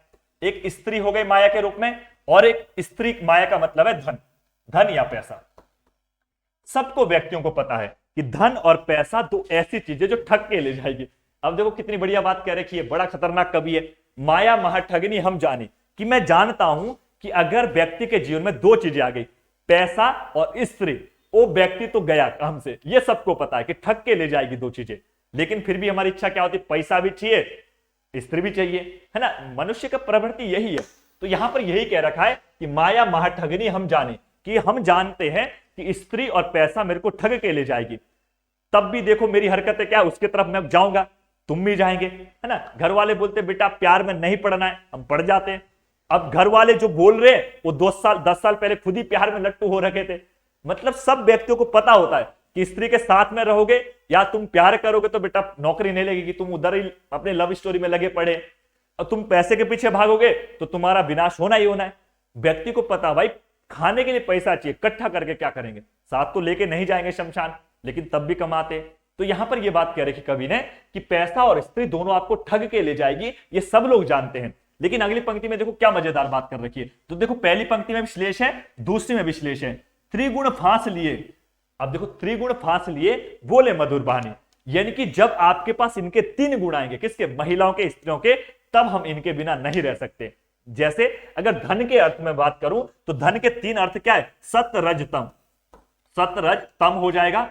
और अगर स्त्री की बात करेंगे तो तीन लट वाली, त्रिगुण का मतलब है तीन लट वाली चोटी, चोटी है ना, चोटी लिखते सीधे, तीन लट वाली चोटी। और अब देखो अब कहा है दूसरी पंक्ति में कि जब आपको पता है कि स्त्री और धन आपको ठग के ले जाएगी तो आप पहले बचते हैं, भाई नहीं स्त्री के संपर्क में नहीं आना, नहीं तो नौकरी नहीं लगेगी, पैसा ज्यादा, पैसे के पीछे भागेगी तो विनाश हो जाएगा। लेकिन हुआ क्या, लास्ट में क्या होता है, जब ये तीन गुणों को लेकर आती है, सत रजतम का मतलब पैसा, पैसे में जब आपको कोई लालच देता है, भाई साहब दे दे 25 लाख तेरा करवाता हूं, बनेगा सीधा जेई बनेगा, तू फॉरेस्ट गार्ड बनेगा, ऐसा ही बनेगा, तब हम सपने देखते हैं। तो कहीं ना कहीं हम फंस ही जाते उस चीजों में, है ना। हाकम सिंह भी फंस गया बेचारा आज जेल में। तो यहां पर क्या है, जब सत रज तम तीनों चीजें आती पैसे के बारे में तो हमको फंसा ही देती है। और किसी ने ऊपर से हमको मधुर बानी बोल दी कि भाई साहब पैसा होगा, घर होगा, बंगला होगा, गाड़ी होगी, हमने बोला ले लो भाई, है ना, क्यों छोड़ना है। तो इसका मतलब धन जब सत रज तम तीनों गुणों को लेकर आएगा और किसी ने मधुर बानी बोल दी तो हम फंस जाएंगे इसके जाल में। ठीक उसी प्रकार से जो स्त्री थी, महिला थी जो दूसरी ठगने वाली, जब वो आपके सामने से जाएगी, आप सोच रहे कि नहीं किसी के प्यार में नहीं फंसना है, तुम गए कोचिंग, इसलिए कहता हूं ऑनलाइन पढ़ लो, ऑफलाइन में बड़ा दिक्कत है। अब तुम कोचिंग गए तो जब तुम किसी के संपर्क में नहीं आना चाह रहे, जब वो अपनी तीन लट वाली चोटी, आजकल तो तुमने देखा होगा लड़कियों के एक चल लट रखी रहती है ना, बार बार उस बाल को ही ऐसे करते रहती है आधे घंटे तक, मतलब पढ़ना कम है, उसको पीछे और ज्यादा ले जाना है। तो यहां पर कह रखा है कि त्रिगुण फांस लिए, कि वो अपने तीन जो चोटियों की लट है, उस चोटियों के लट में तुमको फंसा देती है। और फंसाने के बाद अगर उसने तुमसे मधुर वाणी मतलब प्यार से बात कर ली, हेलो एक्सक्यूज मी, थोड़ा आगे चलिए ना भाई साहब, बस उसी के बारे में सोच रहे 4 दिन तक।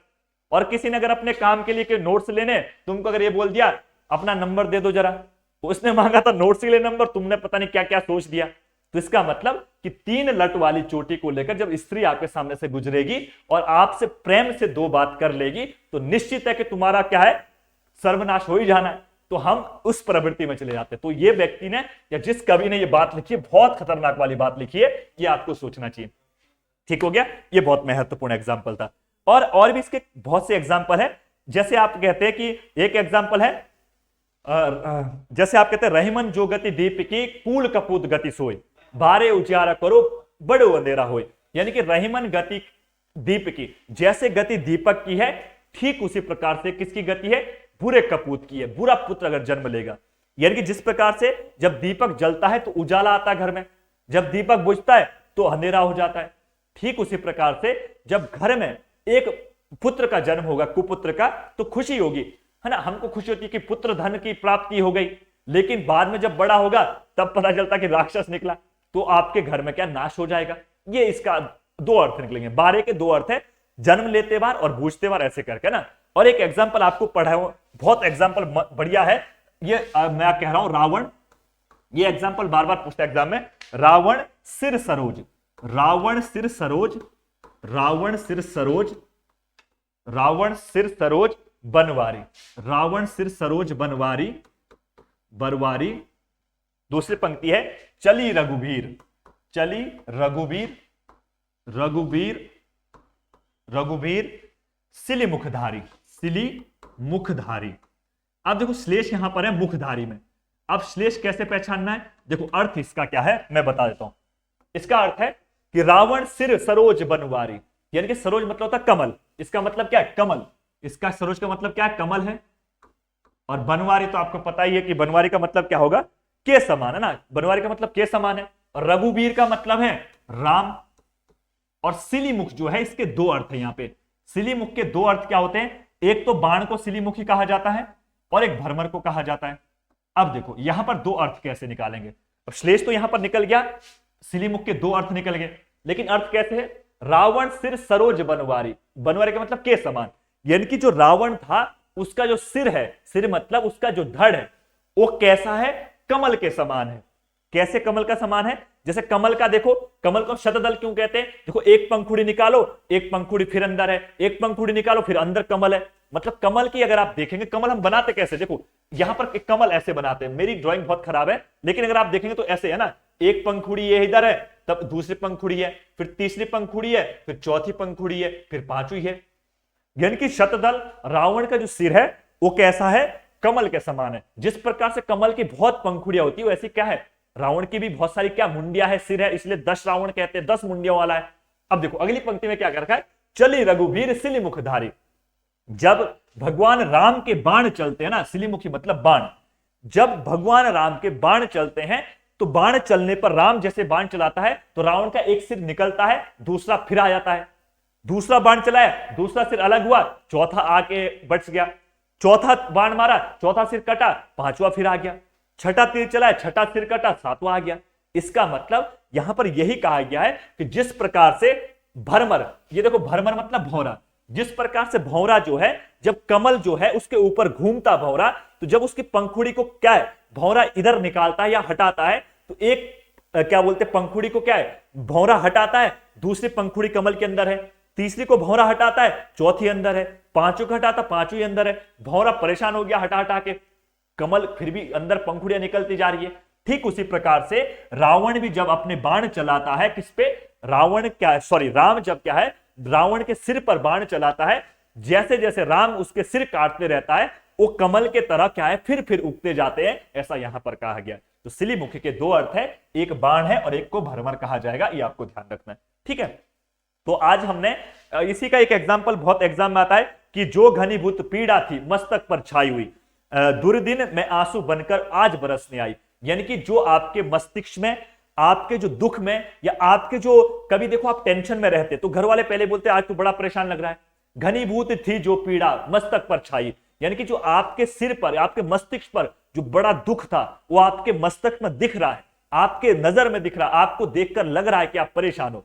दुर्दिन में आज बरस कर आई, यानी कि जब दुख के दिन आएंगे तब आंसू के रूप में बरसकर नीचे गिर जाएंगे, ये भी इसी का एग्जाम्पल है। ऐसे तमाम एग्जाम्पल हम पढ़ते हैं और मैंने आपको कहा कि जब हम आगे क्लास करेंगे तो मैं और इन चीजों पर बात करूंगा। अभी और भी बहुत से अलंकार है। यमक इसमें महत्वपूर्ण है, पुनरुक्ति, वक्रोक्ति, विप्सा है, रूपक है, उपमा है, उत्प्रेक्षा है, बहुत से एग्जाम्पल हमको फिर करने हैं। उसके लिए एक दो क्लास फिर जब मुझे समय लगेगा मैं करूंगा। लेकिन आप सभी से रिक्वेस्ट है कि आप चैनल को और अन्य लोगों के साथ ही पहुंचाने का प्रयास करें। आपके जो मित्र है, आपके दोस्त है, आपके कोई भी फ्रेंड सर्कल में है, वहां तक आप जरूर पहुंचाएगा। और इससे क्या होगा, जब आप लोग बहुत अच्छा रिस्पॉन्स करेंगे, बहुत लोगों तक आप चैनल को पहुंचाएंगे, तो मुझे जब जब समय लगता है तो मैं भी प्रयास करूंगा कि आपके तक आने का प्रयास करता हूं। और जब आपका रिस्पॉन्स बहुत अच्छा नहीं रहता है तो टीचर के लिए मोटिवेशन तो एक ही चीज है। देखो, अगर कभी कभी हम कहते हैं कि अगर मेरा पेड कोर्स होता तो मोटिवेशन मिलने पैसा होता है ना, लेकिन मेरे लिए मोटिवेशन आपके कमेंट्स होते हैं, आपके अच्छे रिस्पॉन्स होते हैं, आपका जो शेयर है, आपका जो लाइक है, वही मेरे लिए मोटिवेशन का काम कर रहा होगा। तो आप सबसे रिक्वेस्ट है, मैं ये सब चीजें क्लास के लास्ट में हर बार बोलता हूं, पहले नहीं बोलता हूं, क्योंकि पहले आपका प्राथमिकता पढ़ना है। अगर आप चीजों को पढ़ेंगे तो ज्यादा बेहतर है। मैं यहां पर पढ़ने आया हूं और आप पढ़ने आए, मैं पढ़ा रहा हूं और आप पढ़ने आ रखे, दो काम है। लेकिन एक साथ साथ में हमारी नैतिक जिम्मेदारी है कि आप सभी लोग चैनल को सब्सक्राइब करें, जो नए लोग होंगे, और जो नए के साथ पुराने लोग हैं वो अपने अन्य दोस्तों के साथ, मित्रों के साथ में क्लास को जरूर शेयर करिएगा। मैं आपसे ऐसी उम्मीद और आशा करता हूं। इसी के साथ आज के क्लास को यहीं पर विराम कर रहे हैं। आप सब लोग अपने कमेंट जरूर करिएगा नीचे, और जहां पर जिसको प्रॉब्लम होगी वो जरूर अपने कमेंट कर सकता है। और साथ साथ में अगली क्लास तो जो आएगी वो आपकी अलंकार को लेकर रहेगी, एक दो क्लासें, जो भी आगे जो भी टॉपिक रहेगा उस पर आप बता दीजिएगा। तब तक आप सभी लोग एक बात को बिल्कुल अपनी नैतिक जिम्मेदारी सोचिएगा, चैनल को सब्सक्राइब जरूर करिए और अन्य मित्रों के साथ भी शेयर करने का प्रयास करें। तभी जाके हमारा जो सार्थक प्रयास है, या हमारा जो आप और हम साथ में मिलकर एक मुहिम कर रहे हैं कि विदाउट पे या बिना पैसे के या गरीब तबके तक या दूर दूर तक ग्रामीण क्षेत्रों पर, जो सुदूरवर्ती क्षेत्र है, वहां पर फ्री ऑफ एजुकेशन को पहुंचाना मेरा पहला कर्तव्य है, मेरी नैतिक जिम्मेदारी है। और आप सभी की जो जिम्मेदारी मेरे प्रति है उस सभी को आप निर्वहन करेंगे, ऐसी मैं आपसे आशा उम्मीद करता हूं। जय हिंद। मिलते हैं आपको अगले सेशन में, तब तक के लिए आप सभी लोग अपना पढ़ाई करते रहिए। धन्यवाद।